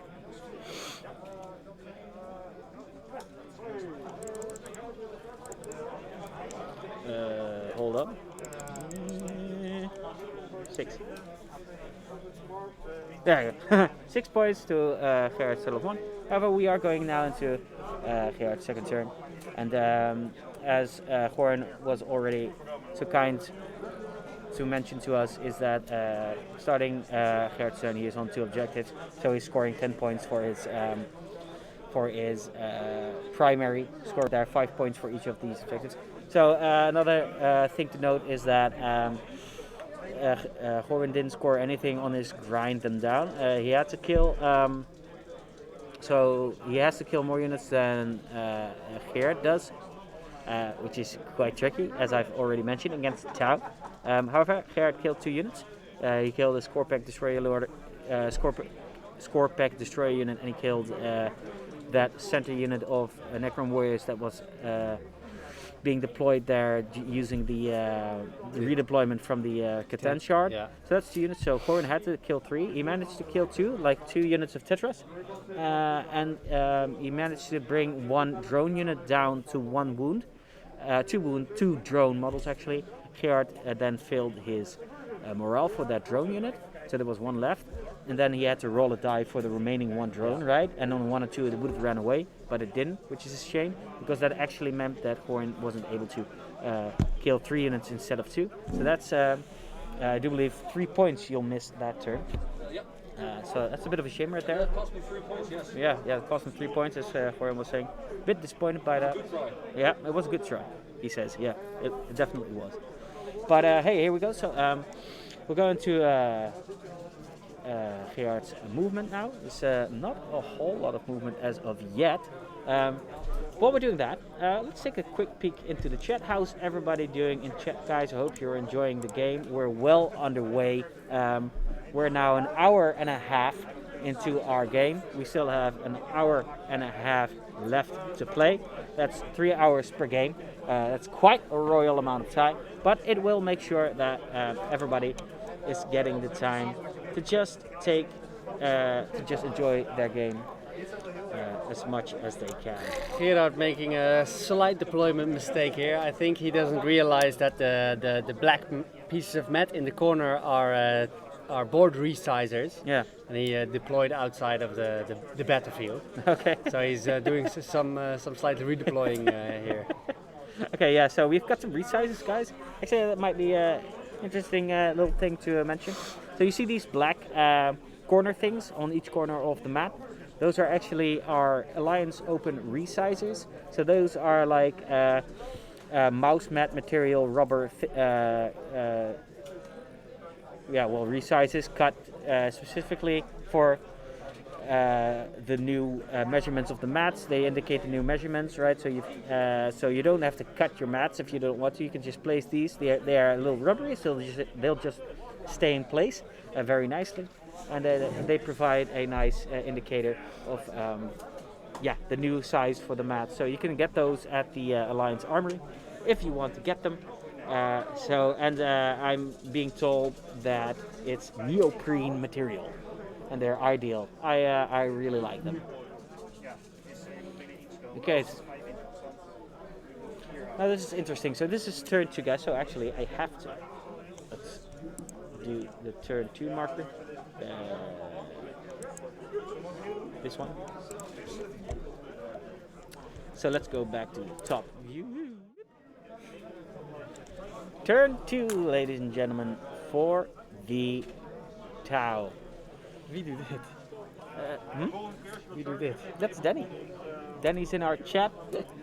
He's listening in. He's over in Hong Kong. He already told us he's parked himself on his couch over there. He put on the stream on his big screen TV. He's got his popcorn. He's got his beer. And he's just enjoying the game and also moderating our chat. And we're very happy to have him with us.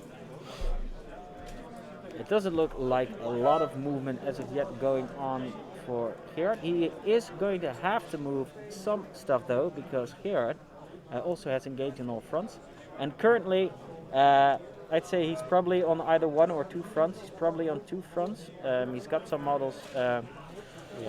On the top of that Necronian forest over there, that's in the top left quadrant, and he's moving some models down, so he'll be in 3. He's probably going to be only in 3 for 2 points this turn. Gerard's missions are also while we stand, we fight, so those units are still alive.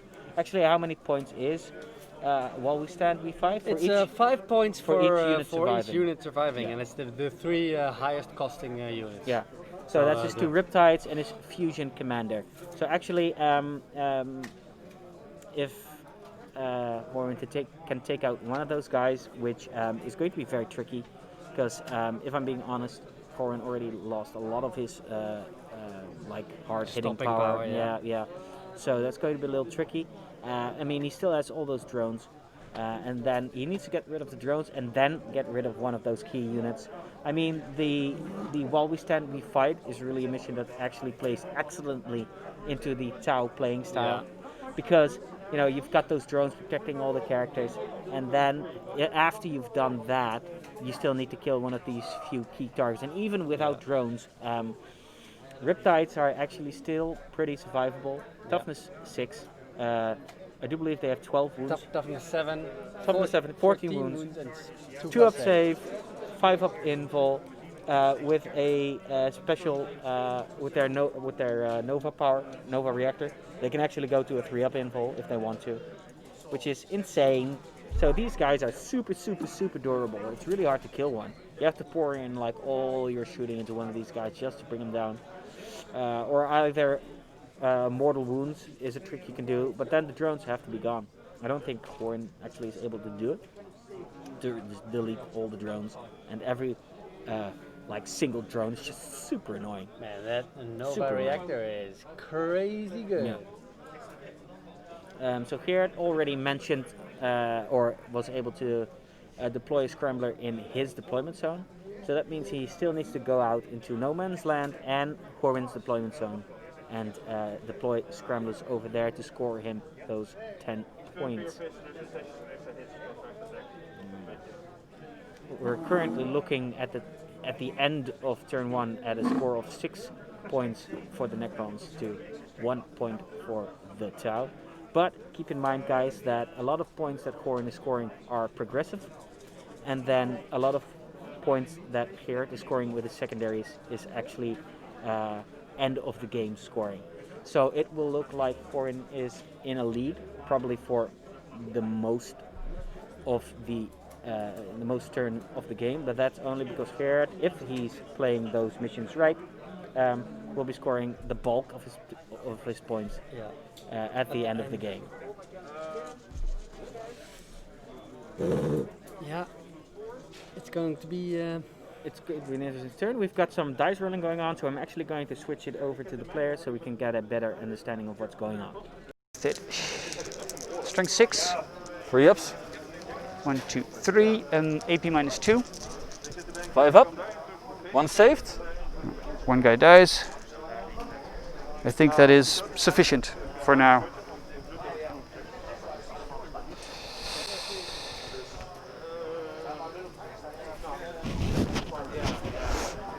There's not much more we can do.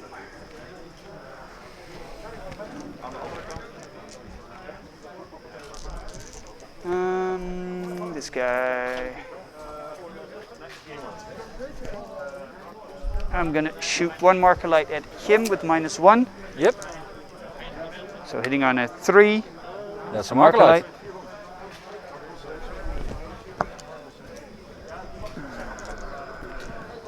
1, 2.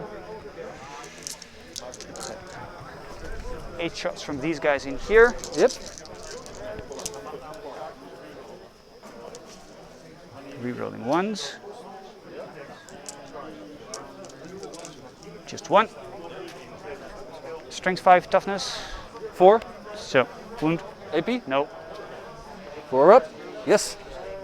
Okay.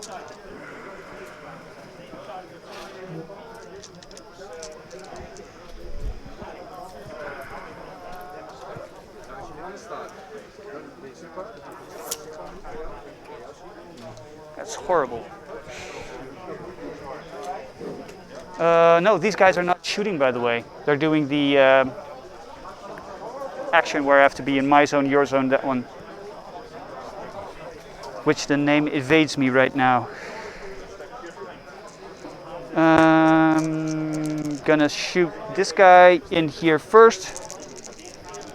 4 fusion guns.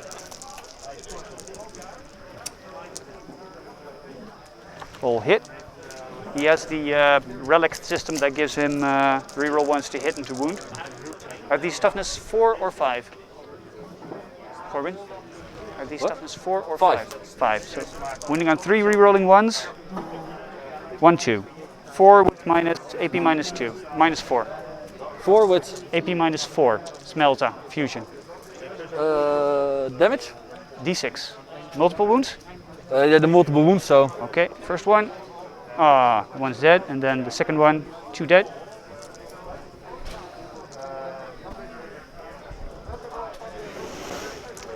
Then,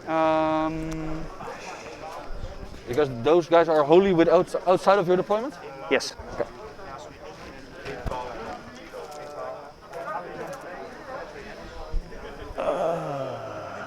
Let's see.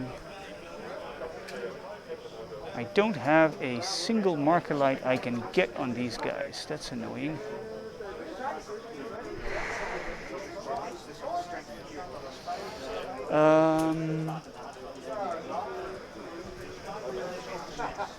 I'm going to shoot his smart missiles into your guys back there and his main gun into these guys. Okay.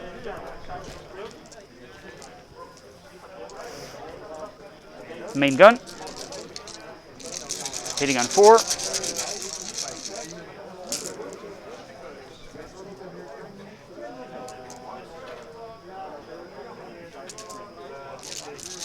Wounding on 3s. 1, 2, 3, 4, 5, 6, 7, 8. 8 on AP -2. On those guys, right? Yep. Nice bounce. 2, 4, 6, 8. 5 up. Damage? 2. 2 each? Yep. So 1, 2, 3, 4.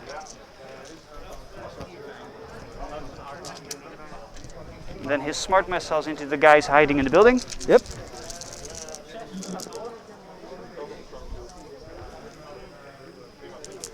Toughness 4. So 3 ups. That's 5 with AP -1, no cover. 4 up. Damn. 1, 2, 3.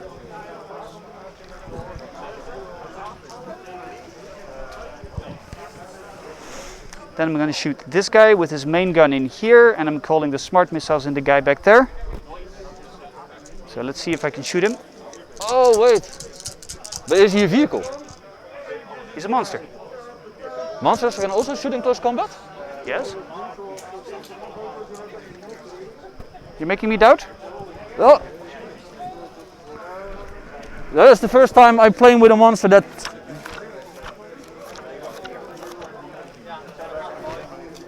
Monsters? Okay. Yeah? Did not know that.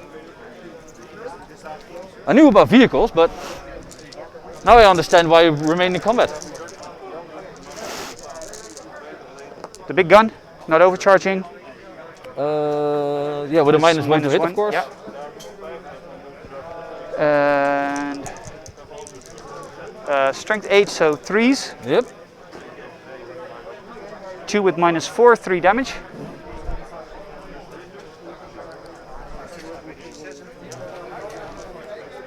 And That's now a pity. I can shoot the other 8 shots at him, Yes. of which I miss 4. That's good. 3s to wound. These are no AP, but still ignoring cover. So 3 ups up. if you're base. Yeah. Oh, got him. I'm gonna have to use the CP on this one. Down to 7. God damn it.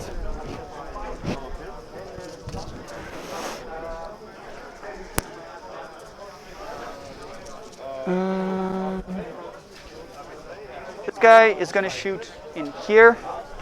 There's 4 guys left. Yeah, I'm gonna overcharge.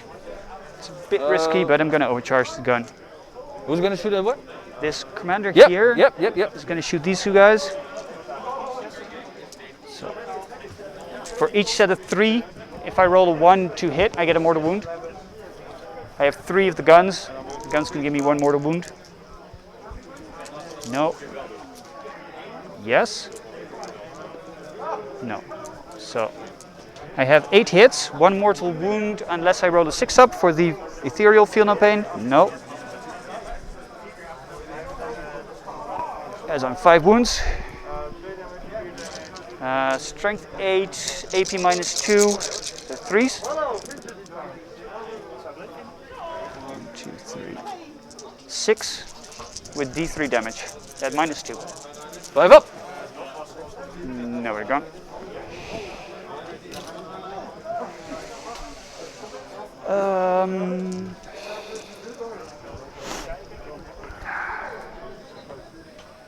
Any shooting left? I think all I have left is the commander here. Maybe gun drones?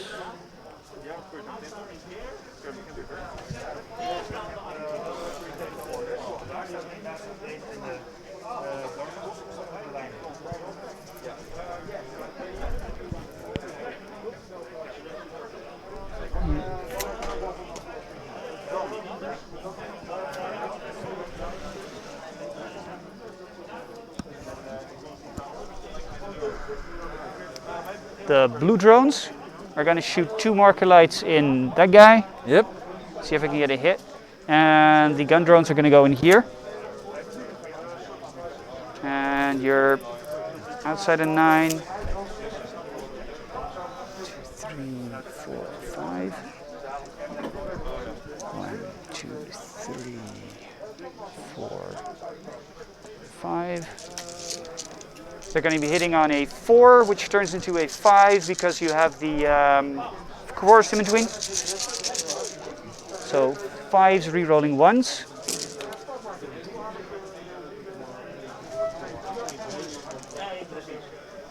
Nothing, nothing.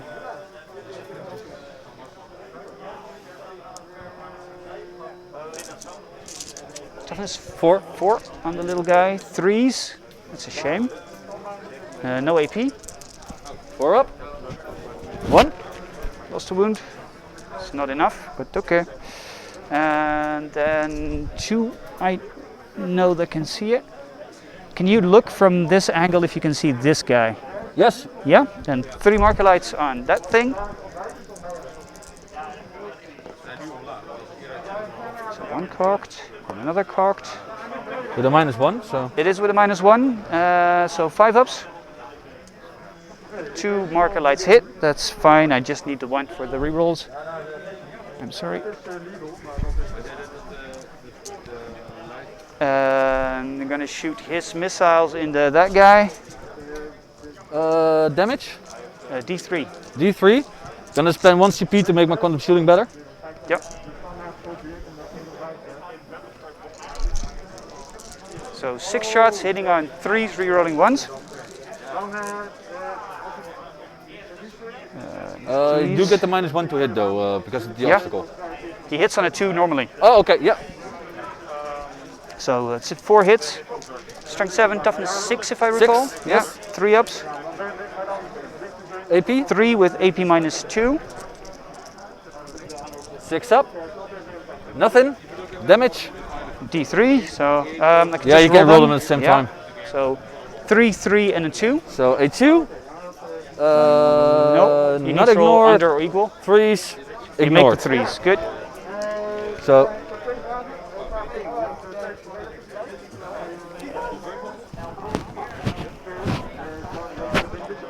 So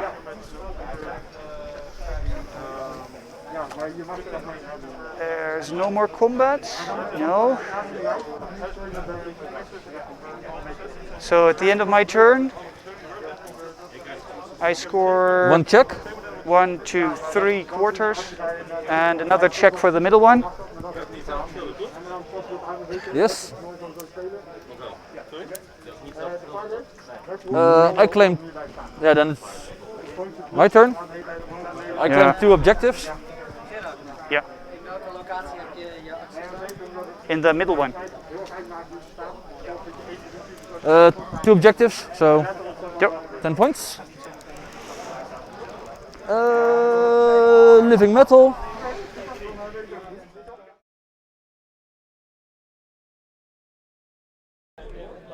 Okay, ladies and gentlemen, that's it. That's all she wrote for turn 2 for Gerrit. We've got Jonathan coming in with the scores, although I've got a pretty good idea of what's going on. So first, let's go a little bit through his turn. He basically proceeded to just remain in his quarter for the most part. He moved out with. What's actually, that's what I'm curious about. What's actually holding? He has engaged on all fronts. So what's actually holding the top left quarter? I think you can see that there's 2 drones in Okay. Oh, yes. in the. They look like they're in the middle, but I guess they're just slightly over they're slightly over into that quadrant. into that quadrant. Same for the drones that you can see on the right side of the screen. Yep.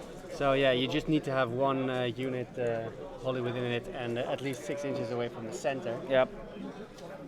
Which is how you do it. Yeah, that's how you do it. Okay, so he scored. So he's on 3 table quarters for engage on all fronts for 2 points. Holding his own, holding top left and holding bottom right And with drones. he Good old drones. He deployed scramblers on the midboard. Yes. With what unit actually? I'm kind of not curious. sure. He's out of his deployment, so it's probably, I'm going to say, one of the drone units that are around his. They're not infantry, so probably not. So maybe I think it's like a unit dropped in somewhere here on the right side of the screen. We could ask in a minute but he did do middle deploy scramblers, and in his command phase he scored 10 points for holding the primary for 2 objectives. So his 2 riptides basically are on those objectives. He killed some stuff. He killed a unit of immortals that was on one of the objectives for Horin near that center pillar thing. There's an objective there that's now not being controlled by anyone.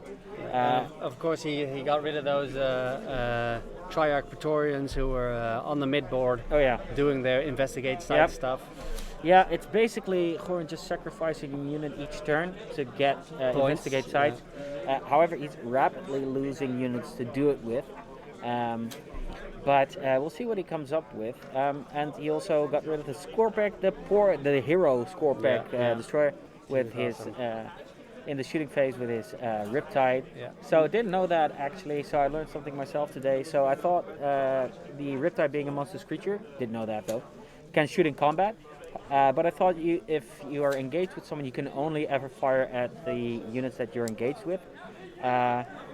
Yes. Well, the thing about that is. I interpret it as following, and I think I saw it in some kind of online tactical video.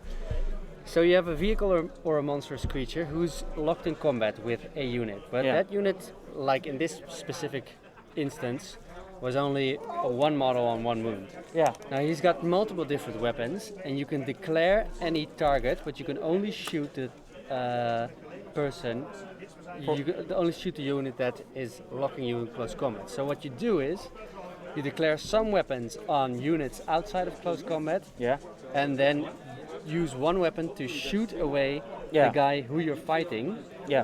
Because when that attack sequence is over, then you can target use the attacks on the other units. So basically, you can only shoot at the unit you're in combat with for as long as you're in combat with a unit. Exactly. But once you destroy it and you're no longer in combat, now you can shoot other units. Okay, so but you have to declare all your weapons at the beginning of the turn. So should you not destroy the unit you're in combat with, you're basically wasting shots. However, otherwise you're wasting them all into that unit anyway.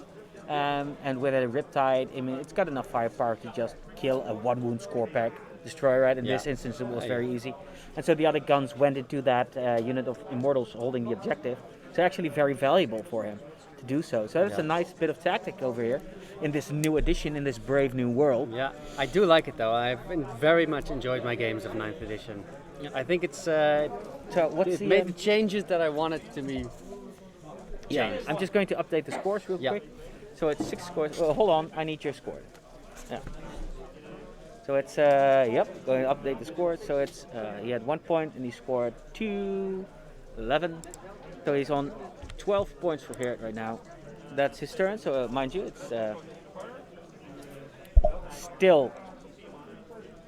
I'm going to update red scores for engage on all fronts. So 2 points on engage on all fronts for Gerard now, and also deploying scramblers in the center of the. Could you ask me what unit did it's this the unit in the. That's in the. It looks like top right. But they're still in the deployment in Gerard's deployment zone. Right. Should we? Yes, they should be able to do it. Oh. Okay. We're not TOs. Which one did he say did it? He said there's like a unit that came in from Deep Strike. I'm not sure what they're called. They're in the top right, between the forest and the L-shaped. Okay, that's thing. possible as long as it's 6 inches away from the from either deployment zones. So It could be. you could do it. Shall I just have a quick measure? See what's going on?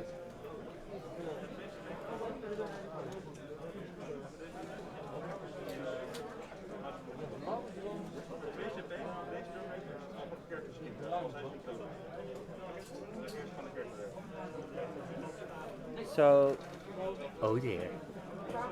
I'm just gonna ask a question.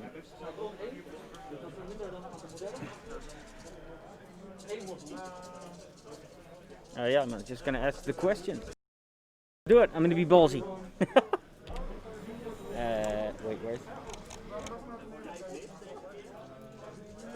Let's go over to the top view. But every little bit helps. Am I gonna spend the CP to use another power? Yes. Is that 1 or 2? 2. 2. 4. Randomize. A 4. Oh, he's rolling. So Colin's rolling up another power for Titan. 2 CP for power. That's actually a lot. Just within 9 inch. Thank you.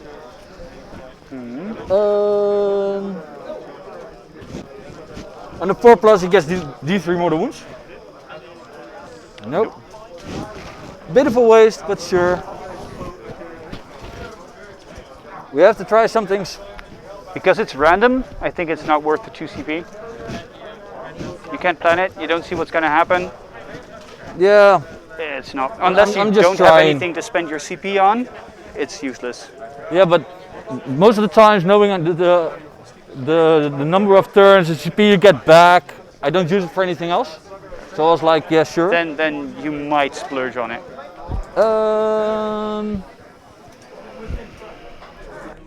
Yeah, so both players having a little talk about that power for the Catan chart. So whenever you want to use a power with a Catan, other than the powers that you've selected for him, you can pay 2 CP and you get to roll on the chart randomly which power you get.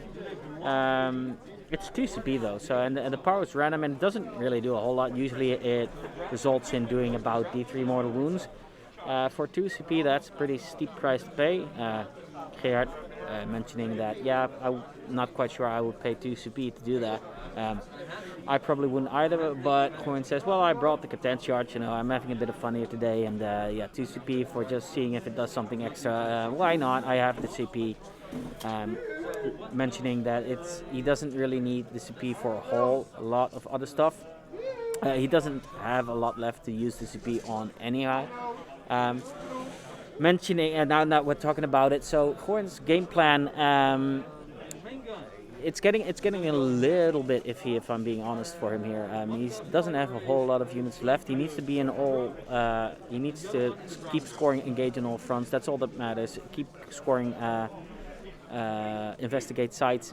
I think he really isn't going to do anything with grind them down anymore because he just doesn't have the firepower anymore. He's not really getting rid of any of Gerard's firepower, which is a lot already, and Gorin has lost most of his close combat elements, which weren't, to be fair, weren't going to be the most effective against Tau anyway. He only has the 2 Doomsday arcs left. He could try and destroy some of the drone units, although I have to say that I do believe that most of Gerard's drone units are quite healthy, being those big 9-man units. However, Gerard does have two-man drone units zooming around the board, which you can easily kill. If he's smart, he'll go for those. That'll be 2 kills very easily.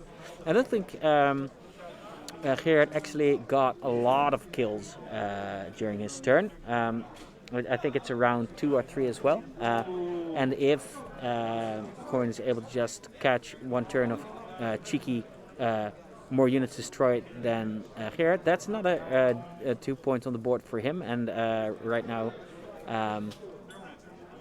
he needs all the points he can get. So Corin scoring at the beginning of his turn also 10 points for being on objectives.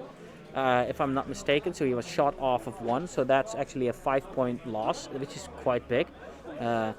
But he moved his bottom Doomsday Arc back on that objective, and then Doomsday Arcs are reasonably tough with the quantum shielding.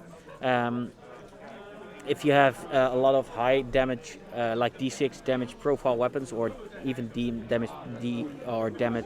flat damage 3 or 4 or 5.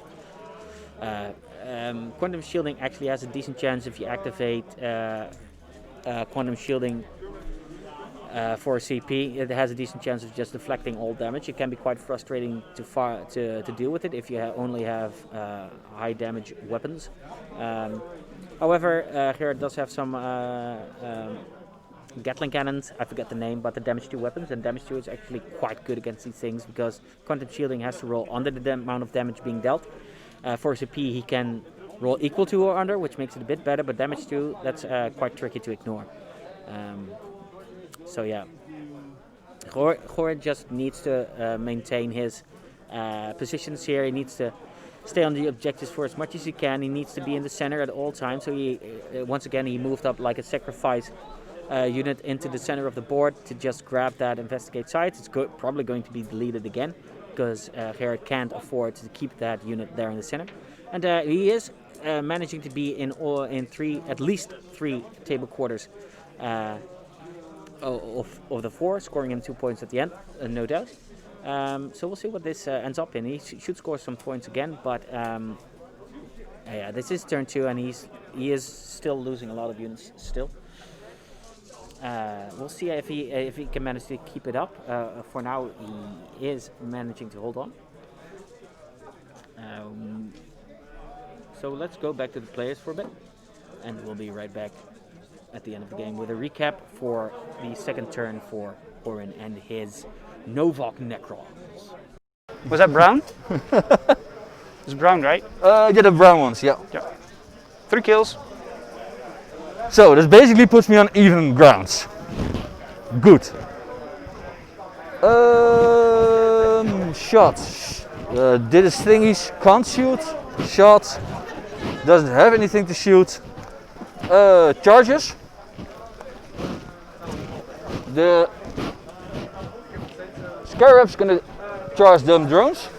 I thought they advanced. Sorry, spend 1 CP. So they can charge in advance. Okay.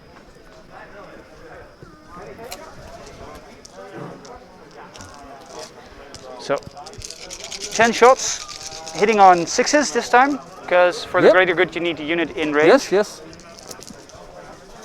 That is 5 hits though. Damn. I'm okay with that. Strength 6. 3s. AP? AP -2. AP -2. Damage? 1, sadly. It's a nice gun, but not that nice. Then the last one has 1 wound. Okay. 10-inch charge, if not mistaken. Oh shit, so no, my bad. You were attacking these guys. Yes? I was shooting these guys. These guys, so you don't take the wound. No, wait. No, I don't know what the saves were anymore. It doesn't matter. I need to claim 1 CP to reroll the charge, by the way. You have 3 saves with no AP. That's what they do. With no AP, okay. Yeah. 1 saved. Okay. So you have 1 more wound left. Okay, so you needed a 10. If I'm not mistaken. Yeah, you were within 11. in a straight line. Yeah. Come on! No. Nope. The legion guards are going to charge the guys in the building. These are the guys with the AP2 blah blah blah. Blah blah blah. So, guys, real quick update. This was actually quite an interesting gamble that Gorin made. So those top left scarabs over there that are near the L-shaped rune. Er zit ook nog een unit infantry in het blocking. Yep.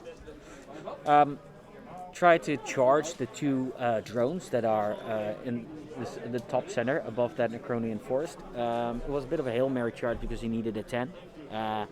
However, if he would have made that charge, that meant that the scarabs would have been in the top right corner of the game, of the field, and that would have scored like a 4, being an engage in all 40K fronts players, for. this is your 50-minute mark, 50 minutes remaining. So that would have scored him actually 3 points because he would have been in all 4 corners, and it would have been actually a fun little gamble if it paid off. So he paid the CP to be able to advance and charge with the scarabs for that, and he had to pay CP to reroll the charge, but in the end he didn't make it, so it was a bit of a fail. When synced 2 CP to that, but it would have been an interesting gamble if it had paid off. So continuing the charge phase. Okay. 2, 4, 6, 8, 10, 12, 14. They don't have my will be done, so they hit on 3s. But because I charge this turn, I get to reroll hits.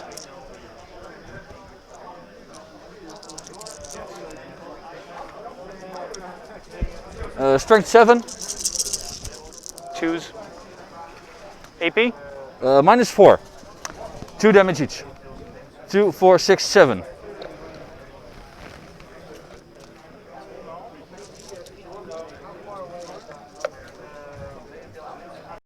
So little update, guys, the combat that's going on right now is in the top left corner behind that L-shaped ruin. A bunch of Triarch Praetorians have charged a unit of Tau. I do believe it's either a Fire Warrior unit or one of those Tau Scout units, and absolutely murdered them. So that's a kill for Gorin for grind them down, which is important. And now those Triarch Praetorians are at least safe from direct fire for a turn, able to make a move next turn. So, bit of success for Gorin over there. Continuing the charge phase, guys. The objective moved. It's 22, so I'm not within that quarter. Nope. So for the engage on all fronts, I scored 2 points. Yep.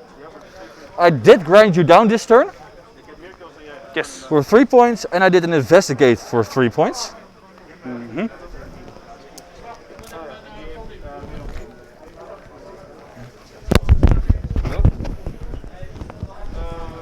Mic down, mic down.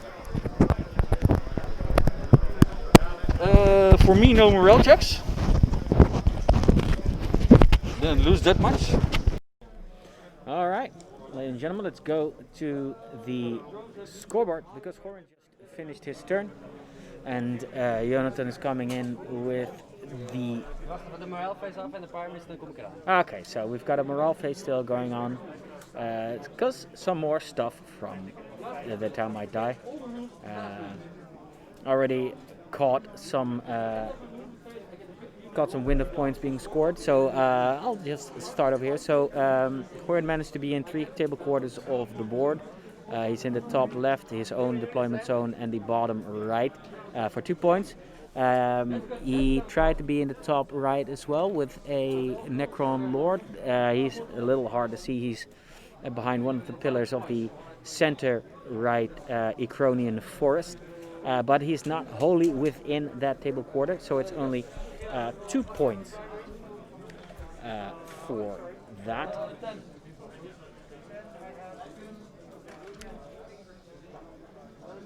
Then we have grind them down. So grind them down for in this turn has been a success because he managed to kill more units than Gerard. So Gerard did do some damage to Thorin, but didn't kill entire units. He actually managed to kill one of the 5-man immortal units that's hiding in the ruins. If he did that, it would have been another denial to Corwin's grind them down, which is actually quite important. And then for investigate sites, you can see there's another 5-man unit in the center over there, bravely investigating the site for clues. Yeah. I wonder what they're investigating there. And what's so site. yeah. It's a nice site, man. This is just Maybe they want to make a new Tomb World. yeah, probably. So let's see. So it's engaged on all fronts for 2 Corwin points. did very good on the secondaries. He scored a 2 for engaging on all fronts. The only table quarter where he doesn't have any units is well, the top right, where Gerard's got his whole Riptide armada still. I think he only had to move up this character and then get some points, but like he just said, he's forgetting some rules where he could score some points. He did manage to score 3 points on grind him down and the other investigate. So points-wise, Corwin is in the lead, as you said, but you know, there are some hidden victory points in the secondaries of Gerard, so we'll see how that plays out in the end. For sure. Now Corwin is on a lot of objectives at the moment, so if he can hold out, he might, you know, score more points on the primaries. We'll see how it goes. As of now, see, the thing with Tau usually is, we'll have to see.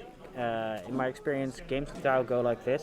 Tau are in their corner of the game for like the first 3 turns of the game, until they've destroyed enough to start moving out, because those Riptides are actually quite fast if they want to be, and they can start being on objectives. However, Horn, like you said, is doing a good job of at least staying on objectives. His units are getting a little thin, so I wonder if he's going to be able to do it again this turn. So Geert will be scoring 10 on the primary as well this turn again for being on 2. He managed to kill Horan off of 1 last turn, which is a big deal because Horan only scored. Oh, here they go. But so as you can see, Horan is actually on 3 objectives out of. I think this Lord is also within, so he's on 4. So he might be I'm on 4, counting. yeah. So it's very paramount for Gerard that he starts removing units off these objectives, or Horan's lead will simply just be too big. I think Schorin's got multiple claims on a few objectives. I think in the top left he's got his Lich Guard against the wall of the building, which you can't see, but it is enough to claim the objective. Well, he at least has the Doomsday Arc on it and the Scarabs. I think the Doomsday Arc is going to go. But I'm not super sure if the Triarch Praetorians or what are they? The Triarch Stalkers? Or the Praetorians that are in the building over here? The Praetorians are dead. The Lich Guard are that's in the Lich Guard, right? Yeah, I keep confusing those two. So I'm not super sure if those guys are on it as well. Die Lich Guard in het hoekje zitten erop, hè? Op het objective. Okay, so that actually, so that one's actually quite secure. Okay, there's very little risk of him losing that objective. So that's at least one. So but then there are some Scarabs in the center left Ecronian Forest that are on that objective. Scarabs do have a bunch of wounds, but it's not super hard for Gerard to pick them off if he really wants to. And then there's it looks like only one character on that objective. I'm not sure if the character is being protected by screened by any units right now. It doesn't. Well, not really. Seem to be the case. So it's only a question of being able to see that character to remove him. And then there's another Doomsday Arc on the bottom right objective. That it looks like Gerard is gunning for that one. Yeah. We're going to see what Gerard's game plan for this turn is. I reckon he's going to try and destroy the bottom right Doomsday Arc to remove him off of that objective to claim it for himself. I'm not quite sure if that Riptide is actually already on there or not. If he is, he can already score it for next turn. But as you can see, this is already what's happening, right? Then the Tau have destroyed already a lot of stuff that oppresses them and keeps them in their corner. And as you can see, the Riptides are now starting to move out more aggressively on the board, so that they can actually start scoring some more objectives to make up for that point deficit that they suffer at the beginning of the game. So this is quite interesting because the game only lasts 5 turns now, which is a bit of a blow to Necron, or to Tau playstyle rather. It forces Tau to be more aggressive earlier in the game, and that's not always something they want, because that means that they're moving out of their castle and taking more risks, right?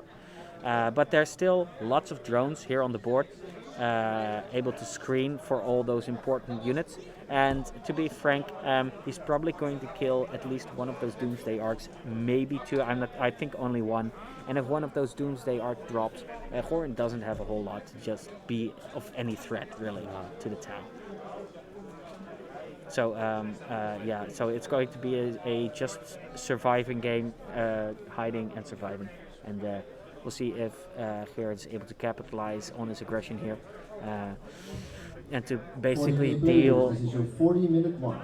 And basically 40-minute mark. deal a more crippling blow this turn.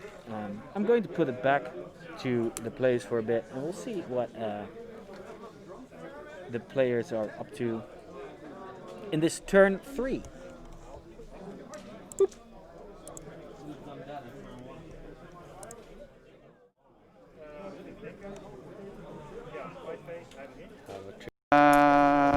Okay, so once again I go Nova. There's the dice. See if I feel no pain. No. That one. No. So this guy's gonna branch Nova charge again. Shield, more shooting. This one is gonna stay on the shield. So 9 and 11. And these guys are gonna come in. Let me just.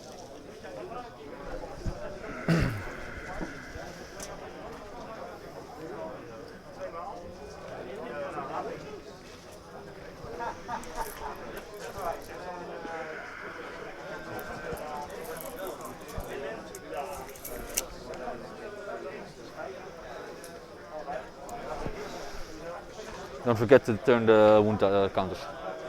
Yep.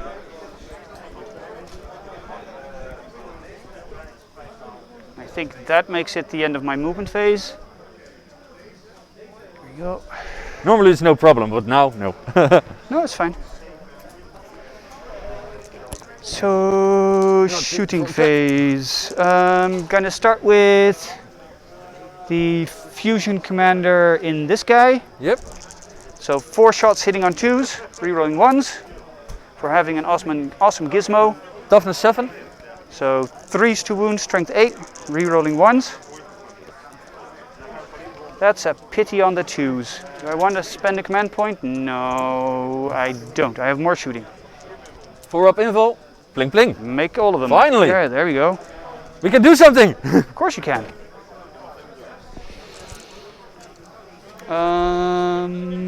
Yeah, that was a fusion commander. Let's see. Before we do anything, this guy, when you first placed him, he was touching inside the building, but now he's not because you moved him.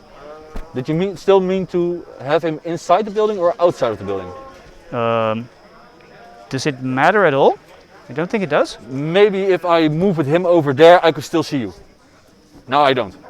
Oh, okay. Yeah, so basically there is a... if you said I was on it, I'm on it. I didn't specifically plan to do it, yes okay, or no. I'm just... Yeah, before we do anything else, just like... It's fine. Not a problem. Let's see.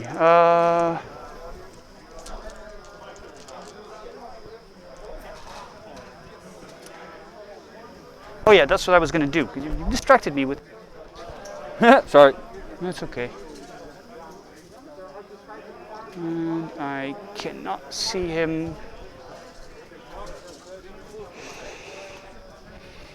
Just here. Okay, so 2 marker lights in here. In the short? And the rest of the shots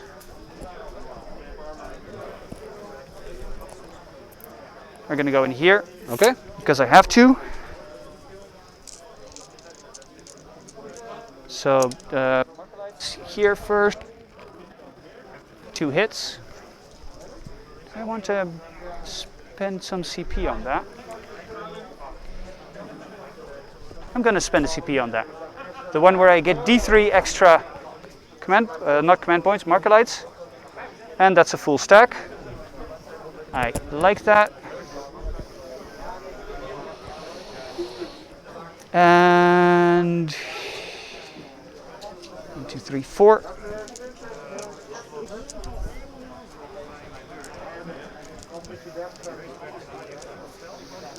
4 gun drones. We are not in half range. 4 gun drone shots it is. Into the flying thing.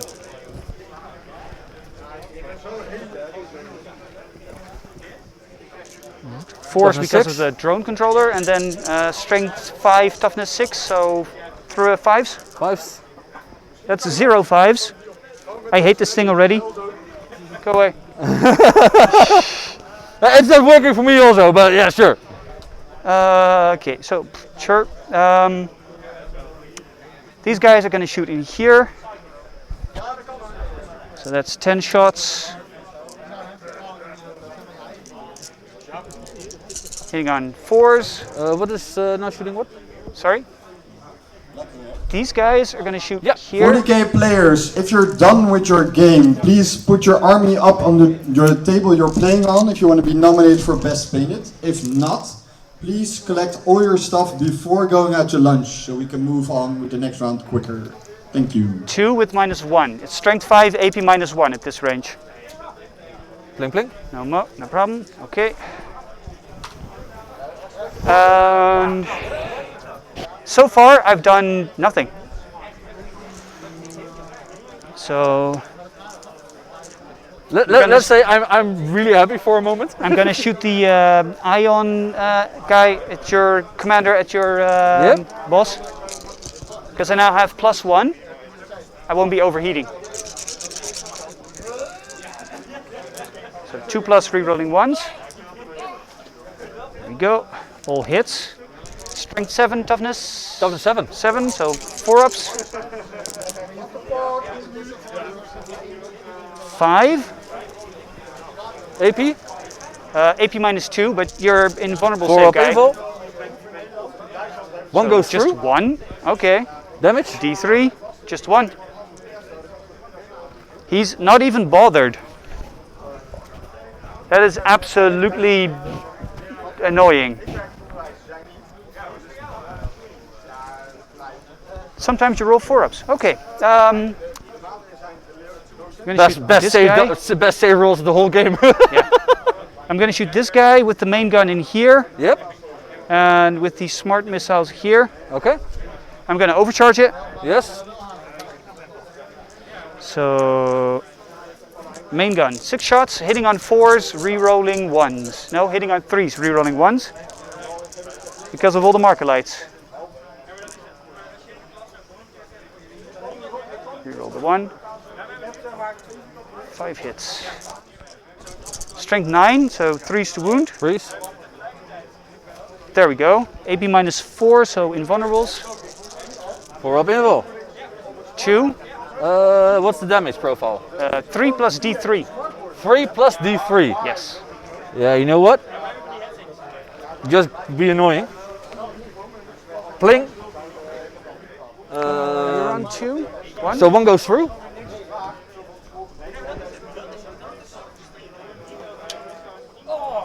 Three.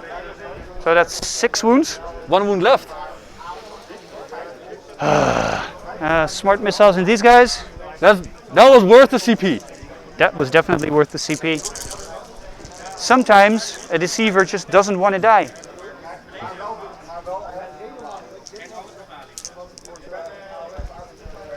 Cocked. Just 1. Pling. Pling.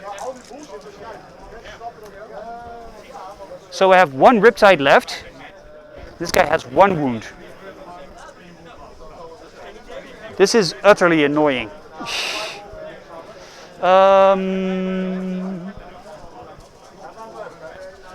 So This could save my whole game right here. two missiles in this guy. From This one. Yep. And 2 missiles in here. okay. So 2 missiles on him. 2 plus rerolling. Strength 7, toughness 7, so 4 up. 1. AP minus 2.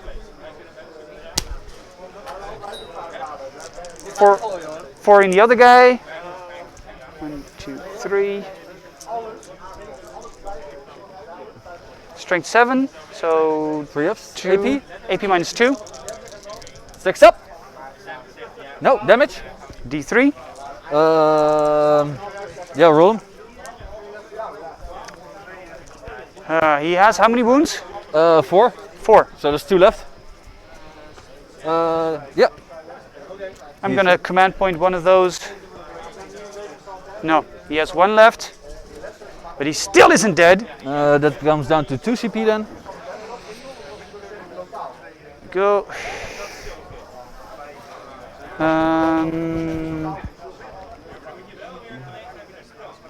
I mean, come on, you annoying Yeah, I tosser. get it. That's all 3 commander shot. I have this Riptide left. Do I have any residual tiny little ship shots? This one, and I can shoot this one. Okay. I'm going to shoot these drones in here. That's at a -1 and there's no drone controller, so these drones will hit on 6s. Okay. They don't. They were going to hit on 6s, but they didn't. Range is that 15? No. Single shot from the whatever the guy's name is. Fire. He hits on 2s. Come on. Riptide.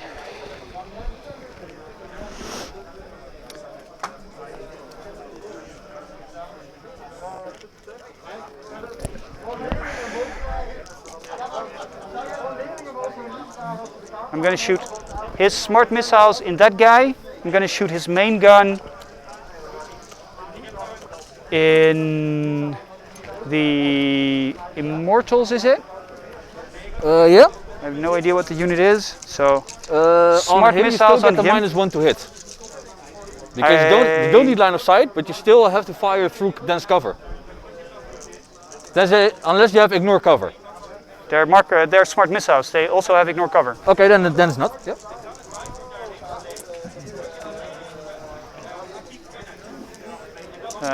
Toughness 4, so 3s. That's 5 at -1. -1. 5 up. No. 6. 6. So.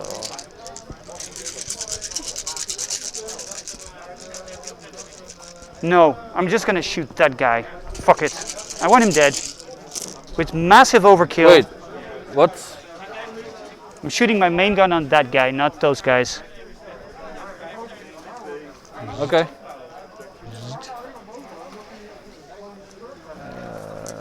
Heal once. This is amazing overkill. 5s to wound, strength 6 to 7. Yep. 3, 4, 5, 6, 7. 7. You can fail a 5 up. Come on, a 6 up. No? 4 ups. 4 ups even. You can still fail him. Come on. My brain is gone already. Okay. Nope. Oh, he can explode? Yep. Didn't think about that, but okay.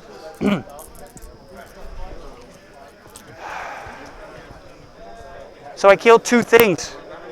Yes. Not as planned. Probably not. Let's see. I've got 10 shots in here. Why the hell not? Yep. -1 to hit though. On 5s. And 2, 3, 4. Toughness? 3. 3, so strength 4, 3 ups. No AP. Damage? 1.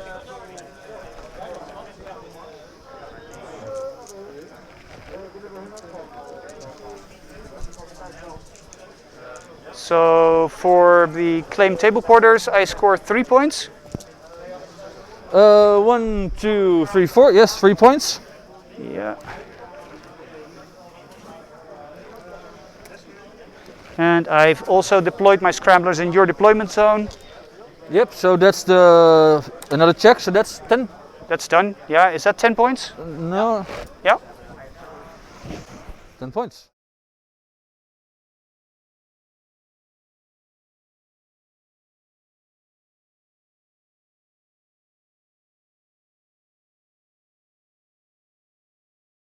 Okay, ladies and gentlemen, we are back. That was quite an interesting turn for Gerard because some stuff happened and then some stuff didn't happen.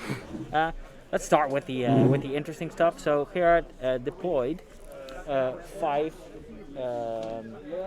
scout warriors. I always forget the name, not the warriors, but the breachers. Breachers, right? Breacher. Yeah, 5 scout breachers. If you look to your bottom left of the board, behind that L-shaped ruin, there's 5 breaches there. That's Gerard put into reserves. Very smart because he's playing scramblers, and those guys just simply walked on, deployed the scramblers, scored him the 10 points for.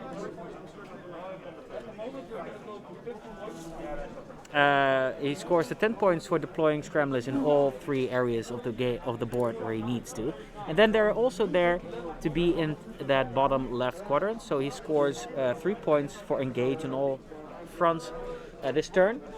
He's on 2 objectives, so in his command phase he scored another 10 points. I'm going to update right now. So and there we go. So he's on 20 points for the primary. So he's on 5 points for engage on all fronts. While we stand, we fight is scored at the end of the game. We'll see if he scores all of them as well. And then he scored his 10 points for deployed scramblers. However, not everything went his way this turn at all, I'd say. He had to pour a lot of firepower on the Katancha that was camping in the middle of the board. He wanted to get rid of it. Because that's a dangerous unit to just let run around, because then he could run around, charge some back units of drones or what have you, and just be a general nuisance if he gets in there. Yeah. However, the Katancha just rolled a lot of 4-up invols. Yeah. So he shot like 1 entire Riptide into it, didn't manage to kill it, had to eventually shoot another big gun of the second Riptide into it to kill it. And so that actually denied him destroying anything else. He could have, for instance, destroyed or tried to destroy a Doomsday Ark that he now didn't do, because, and that's a big deal, because that Doomsday Ark that now lived is actually on an objective for Horin, and that's going to score him a lot of points. Although I'm not sure if that Riptide is on the objective right there in front of. He is contesting it. Oh, so it's contested. That's actually not. It's a little hard to see from this viewpoint over here. So in recap. Let's see, that brings the total amount of points for Gerard right now to 35 points in total, 20 for the primary and 15 on the secondary. Now it's Horin's turn. Actually, Horin has a bit more units left than I would have expected, so actually I think Horin's actually, all in all considered, actually on a pretty good, in pretty good shape. Yeah, we've Gorin, just to recap the points a bit. I think the way it goes now, they'd end up quite close together, because he's got the hidden points in his while we stand. Yep. But yeah, Gorin is doing slightly better on the primaries. Do I have a negative? 22 minutes left. Yep. This game is indeed still anyone's to win. Like I mentioned last turn, this was the turn where Gerard really needed to punch, like to deliver like a haymaker blow, right, an ending blow. He failed to do that just because that Catan shot just absorbed so many shots and firepower. It was actually quite impressive. Yeah. And so now Horan has a lot of units to just keep scoring with. And it is turn 3. There's only 2 more turns on the board. Not a lot of time for the Tau to make their move. And as you can see, Horan's just moving past the Riptides. He's really going for those drone units because that's the units he needs to kill. And actually, if he can get to them and survive any overwatching, or just shoot them to death, it's actually some more points for Horan, and it is now getting a really tense game because it's currently 24 to 35 of Gerard. But that's considering the 10 points for the primary score this turn, and it looks like Horan scores 1, 2, 3, so that's 30 points, right? Going to Horan this turn. That's actually a big deal. So Horan will actually be at the end of this turn, or sorry, not 30 points. That's 15 points, right? If you have more. Sorry, 15 points. So Horan will be at minimum at a lead of 4 points at the end of this turn. And if he can do any more of those secondaries, he might actually start running away with it a little bit. And depending if Gerard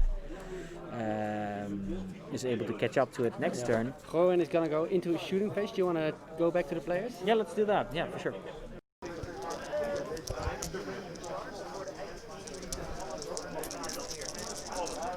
Did I do this correctly? Yes, I did do this correctly. 2 ups, because of my will be done. Strength 5, toughness 4 if I'm not mistaken. Yep. 3s, minus 2 AP. 6 ups. 3. No 6 ups. 3, sorry. Still no 6 ups.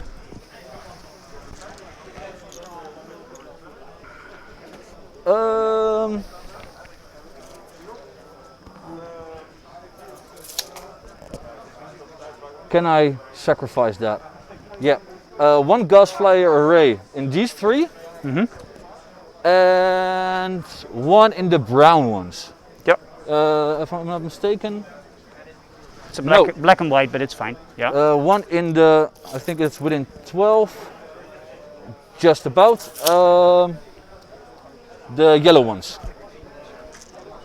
Because if I'm fire range, then I'm gonna do that. And the big gun in him. 2, 4, 6, 8. 10 shots on these drones. 3s. Too much misses. 4s. 3 saves with a -1.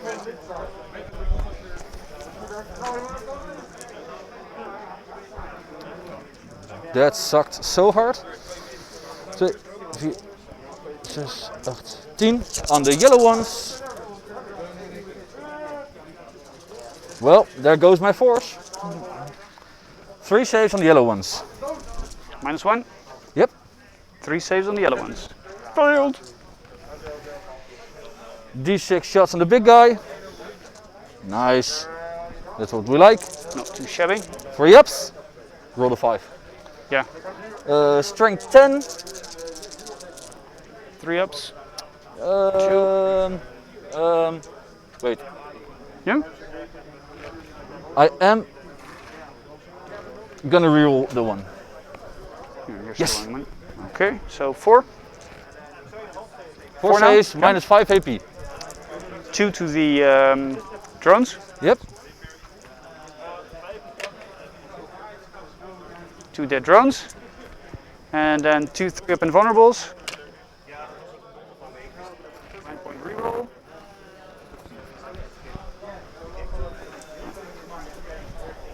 That's a kill, by the way. Yep. Kill 1.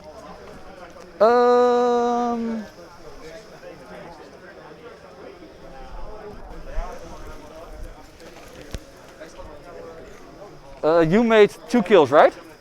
Yes. Yeah.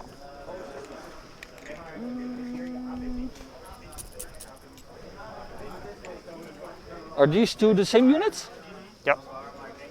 There are only 2. Yep. How many yellows are there left? I would say 1, 2, 3. Those three? Okay. One gas fly array in these two, one fly array in the yellow, and the main gun in this guy.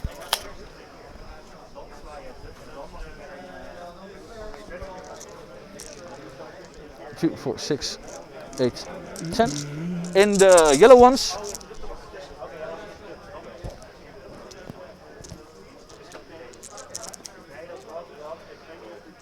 three saves, -1 AP. This one first. He's dead. These two in cover. Yep. One dead.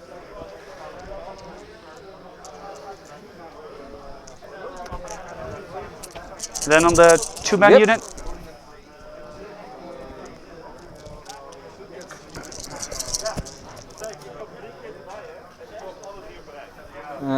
Two, 4, 5. 5 saves. Take on. Kill 2. D6 shots. 5 shots again. Very nice.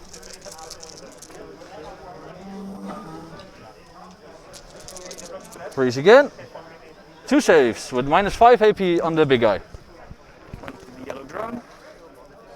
Drone is dead. That's kill 3. And 1 3 up. Make it.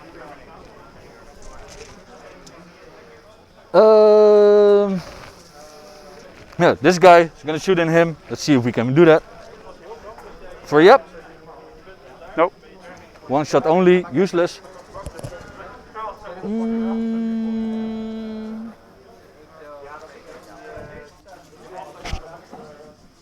9 wounds. I could try to do it. I'm at 3 kills right now.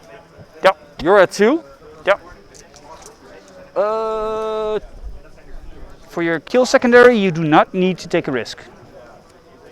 You might for other the reasons. leash guard Yep. is gonna charge the drones over there.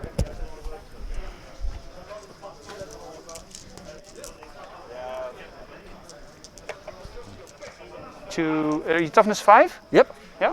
No, 1 save. Made it. Okay. 9 inch.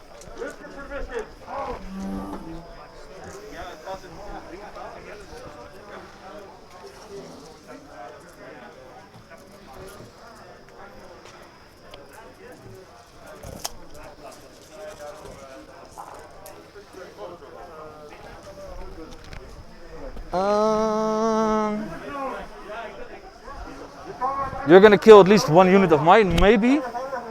Do I? Yeah, I gotta sacrifice it. Because I think if I bring him down, I could win, and otherwise I'm lost. So, yeah. Scarabs? The Scarab's gonna get charged the big guy. Okay. I need to slay one of them. That's convenient.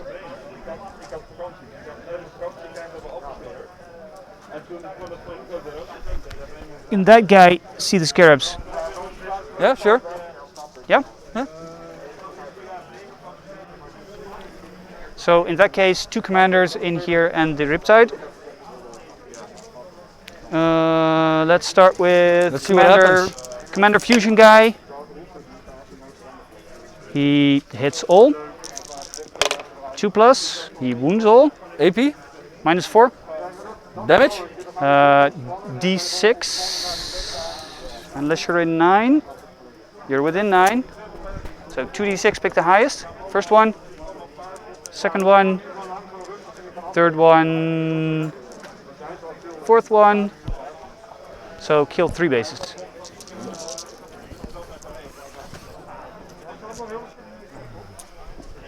I'm gonna shoot the gun for the That was a pretty.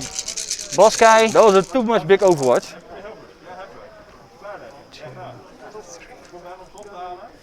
Reroll everything because of the gizmo.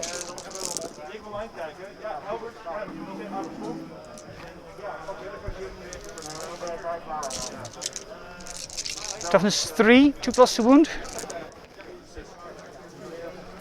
2 AP? for AP -2, 7. No save, damage. 2. 2. Worth the shot. Had to try it. Commanders cannot overwatch again. Yep. Ja, je mag niet door blijven overwatchen, toch? Just that guy. The other ones can. Huh? This guy got charged, so I Yeah? can overwatch whenever I'm charged. These two did supporting fire. They're done. They use the greater good? Yes, so Okay. they can never do it again. This turn, of course.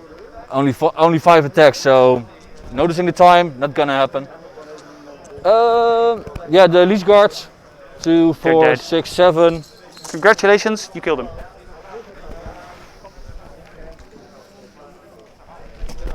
It's not worth rolling the dice.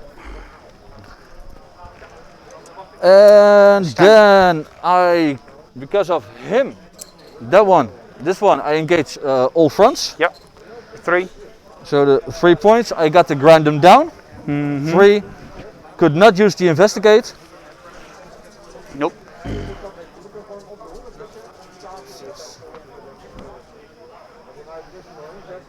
33, 39. 1, 2, 3, 4, 5. Ja? Ja, als wij nog 2 beurten kunnen spelen, Time, 10. dan 5 redden we minuten? dat. En anders sta jij voor. Ja, 5 minutes. 5 each? Or quit? I'm fine either way, I don't care. I'm not winning the event anyway. Whatever you feel best with. Yeah, we can do 5 minutes each. Sure. Yeah? Zet een timer voor 5 minuten. It's fine. Pain is only the 2 commanders. Too bad. Riptide. Alrighty, ladies and gentlemen, we've got a quick end to Goran's turn 3. What happened? I'm gonna give you the spotlight on this one. All right, so I've set a timer for to split the last 10 minutes of this battle. In Goran's last turn. Hoeveel had je op de primaries, Gerard? 10. So Gerard scores another 10 on the primaries. Goran. At the end of turn 3, it was 45 against 50 for Gerard. 45 against 50. So what Goran tried to do is like get rid of all the drones. He decided to split fire on a few drone units, and unfortunately, that in this instance, that gamble didn't pay off. He couldn't clear away enough from the Riptide to make his make the big cannon work properly. And he was just spreading out. He killed more drone units with grind them down and stuff like that. So we'll just have to see if he can do enough damage to one of the Riptides. He might still win some points, but we'll just have to see how it goes. So it's actually 30 points, yeah, another 30 points. Let's see, so Goran scored 15 points to his force primary, putting him on 25 force primary.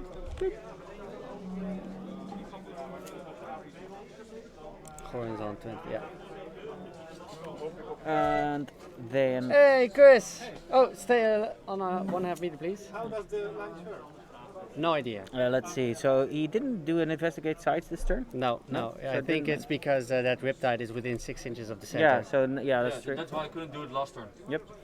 So that's Riptide is probably permanently blocking investigate sites from now on. Yep. Yeah, that's true. So he did a grind though, because he killed more units. He managed to kill quite, some drones with the fire from the Doomsday. Is it a Doomsday? No. Doomsday Arc. Yeah, Doomsday Arcs. Like the Gauss Player Rays are quite excellent at killing drones and stuff like that, so that's not a problem right now.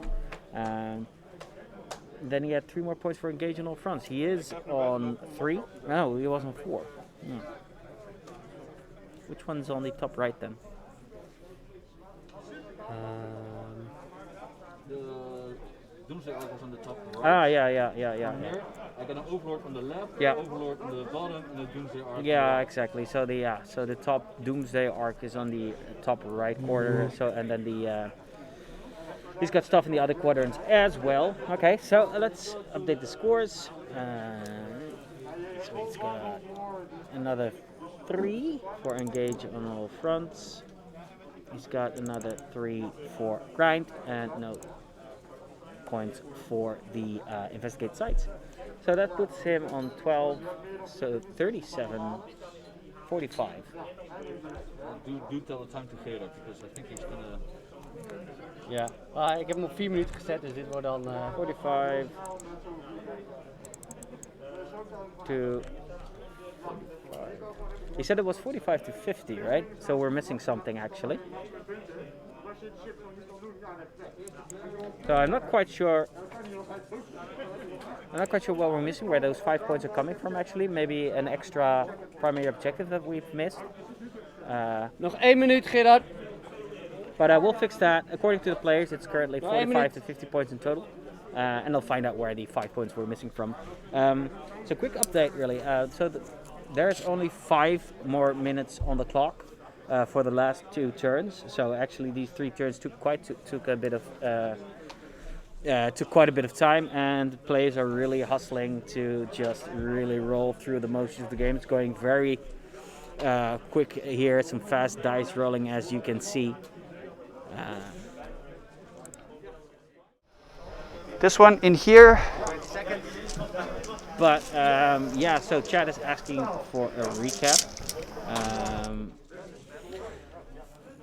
So basically all that Goran really did was be in position to be engaged on all fronts, and then kill drones, man. Just kill drones with those doomsday arcs.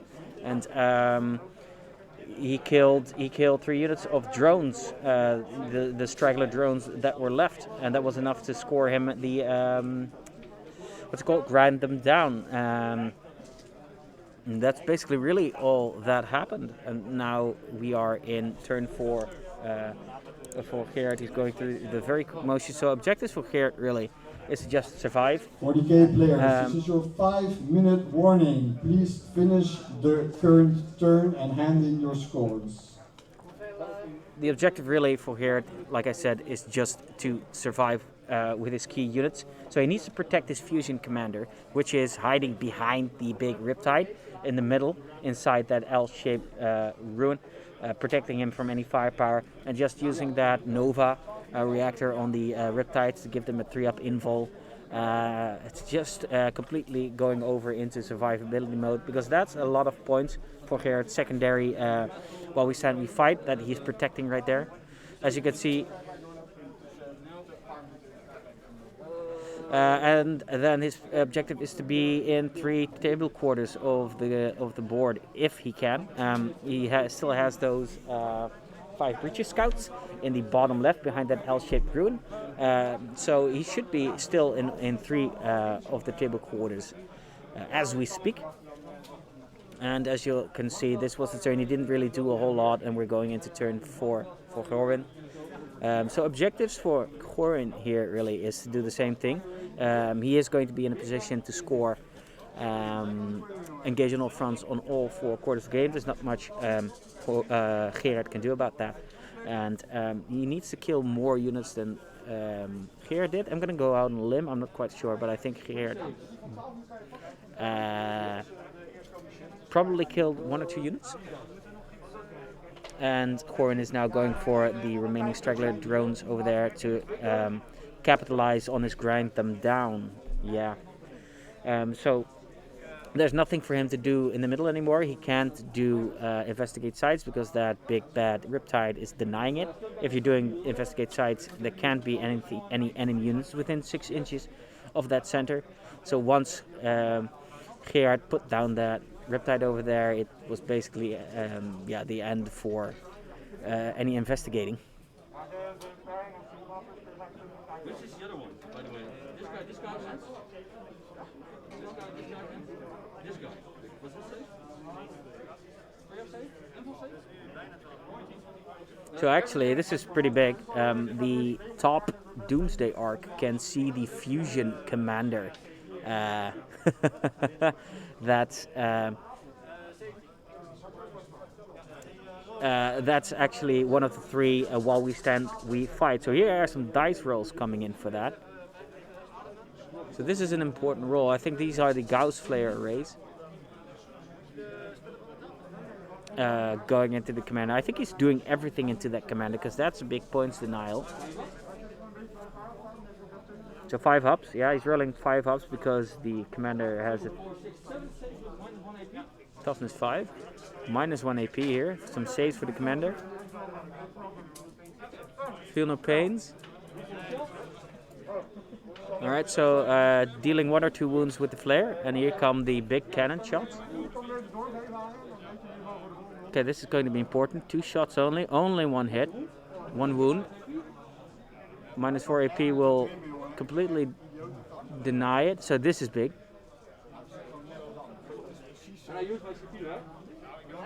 So he rolled 2 wounds. And he makes, well, the damage roll wasn't enough to kill the commander to begin with. So that's actually quite unfortunate. So an entire Doomsday arc unfortunately failed to kill that. While we stand, we fight Fusion Commander, which is a shame, because it would have been really cool if that Doomsday arc just fired through the gap of that L-shaped building. That, which is, by the way, why he was able to see the commander. There's a hole in there. But yeah, that's it. So end of turn 4. There's only 22 seconds on the clock, and they've agreed to call it.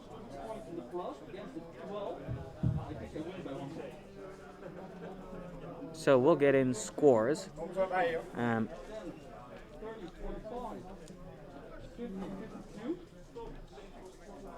So they're actually calculating scores. Hold on. 40, 45, 50, no, 30, 35, 41, scores and enter your results in Pan. 53.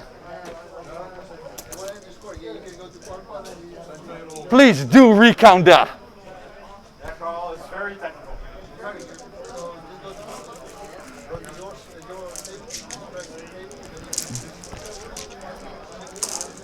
Virtual handshake. End of the game, guys. We've got Jonathan. Because this account is 53 to 52. It's going to be close. I think I made a mistake dice somewhere, down but from CJ, it's very hard not to hear that. Just echoing through the halls is the timbre of his mighty voice. So I'm gonna ask Jonathan to come back 40. to the booth. 51. Sorry. Counting up the scores here. 51. 20, 30. Indeed. 45, 55. 62. Ja. And I am here 63, ja. impatiently awaiting the score. Close call. That's Damn. That's the score. Damn. So you know what? Let's go over to the scoreboard. Woo! Oh dear. OMG. OMG. So let's not do the final score just yet, Okay. although I can see it right here. Just recap the turn first. Okay, so the last turn, as you could probably see at home, was a bit time constricted. Both players had 5 minutes just to get like as many points still out of the game. They tried to do very well. Of course, Gorwin tried to kill some units and stuff like that. But in the last turn, the only thing people were scoring on was maybe killing a unit here or there or engaging on all fronts. Yeah. But so Gorwin did very well on the primaries, even in the late game with such a thinned out army. And like you said, it was just difficult for Gerard to catch up. And it ended with 1 victory point difference, with 63 for Gorwin and 62 for Gerard. Great job, guys. 15 points for While We Stand, We Fight. Yeah, I'm just putting in the final score so we can actually take a look at the at how they did on the primary and secondaries as well. So this is the final score, guys. So let me adjust the totals as well. So it's 63 for Gorwin to 62. So it's actually a 1 point difference. Yeah. Wow. Yeah. So let's take a look, folks, here at the at the scoreboards. So Thorin, with his Novak Necrons, scored across the game 40 points on the primary objective. He was being dominant on those objectives. The Necrons just being more across the board than the tower, which basically won in the game. Although it's only a 1 point difference. So engage on all fronts. He did pretty well on. Grind them down 6 points and investigate sites 6 points. Yeah, that investigate sites was a little wonky. Because the moment Gerard just came Took into the that board, it's very difficult to get center those bottle, riptides it's out, very hard to get that. Corin already mentioned that it was a bit of a just a tryout to see if that worked for him. It got him 6 points in the end, and then grind him down. Yeah, grind him down. I thought was a bit of a tricky selection against Tau. Although Gerard, it's of course those small units of drones. If you can get them it's away, possible. It's possible, and he did. I was very surprised by the fact that Gerard wasn't able to bring down the Doomsday Arcs as well, because he didn't bring down any. And those Gauss Flare arrays really started to shoot, when they started to shoot at the drones and stuff, that's where Juan was able to get those more kills than Gerard to score the points and grind them down. And then we take a look at Gerard's total score here. 62 total points for Gerard. His primary objective, he scored 30 points, so he managed to stay on two objectives for all of the turns. Thank you. He scored 7 points on engage on all fronts. Did not so well on that one. While we stand, we fight. He scored 15 points. So all of his while we stand, we fight units survived. That's what we pretty much expected him to do, really, because it's really hard to bring it down. Although it was a bit of a it was a bit of a tricky situation at the last moment, like a tense situation, because one of the Doomsday Arcs could see the commander. Yeah, and he fired everything into it, but failed to kill him. Even the big gun, the Doomsday Cannon, rolled up 2 shots. Got 1 hit, 1 wound. That's the tricky part about those big guns. Yep. The very swingy. It can be but very swingy. but to be fair, like 1 Doomsday Cannon should statistically be able to kill a commander. Yeah. But he didn't. Was a bit of bad luck. Commander. Didn't matter in the end though. And then he also did deploy scramblers. That little key unit of breachers, man, just coming in, just grabbing a table quarter and doing that action. That's like. The deploy scramblers, I also really like picking it. It's quite easy to do if you build your army for it. Maybe the engage on all fronts could have been done better. Maybe there were secondaries that could have given him more points. Yeah. But all in all, there's a lot of line of sight blocking stuff on the table, and can allow you to just camp out safely. Yeah, for sure. I'm really curious about how the next battle is going to go. Actually, we won't be having interviews because one already left to the lunches, and we have people that have to go to lunch right now.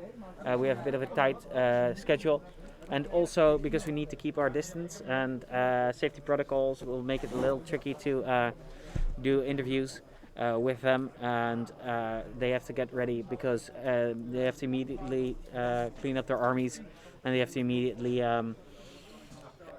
go to have their lunch. So this round won't be any interviews. We will try to have some interviews. Next round we'll have a bit more leeway and time and to hopefully do get an interview in.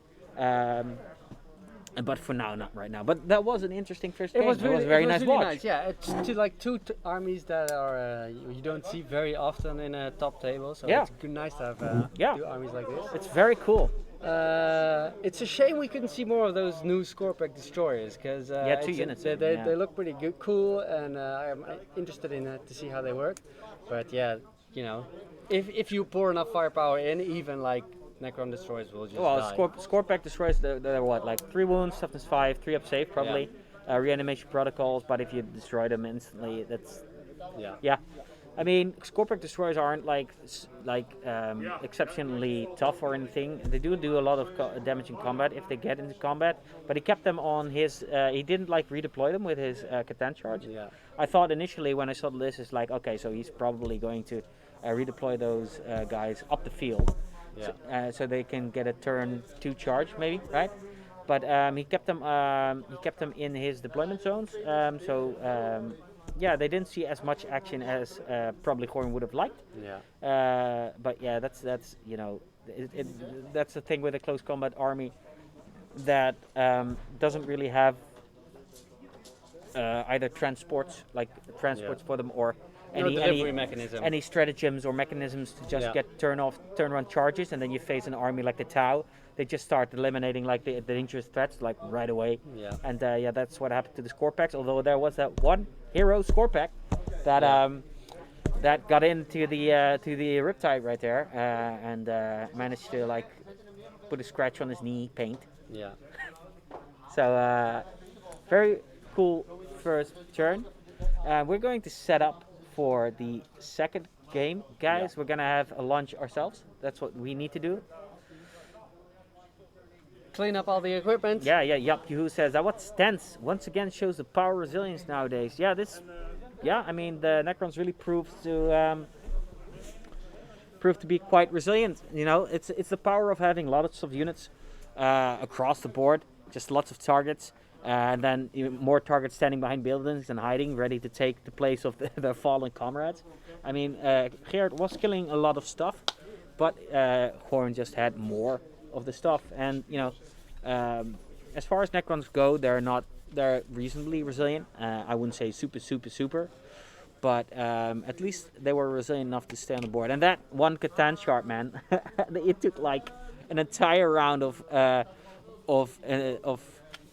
well, pretty much in the entire army of the Tau to just kill him.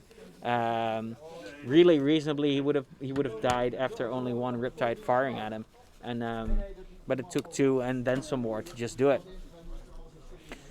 And then the Alliance Home said Jonathan doing a great job at disinfecting the player microphones. That's right. We gotta get them ready for the next. Players. Making sure everything's disinfected and clean so that nobody gets any cross contamination or anything like that.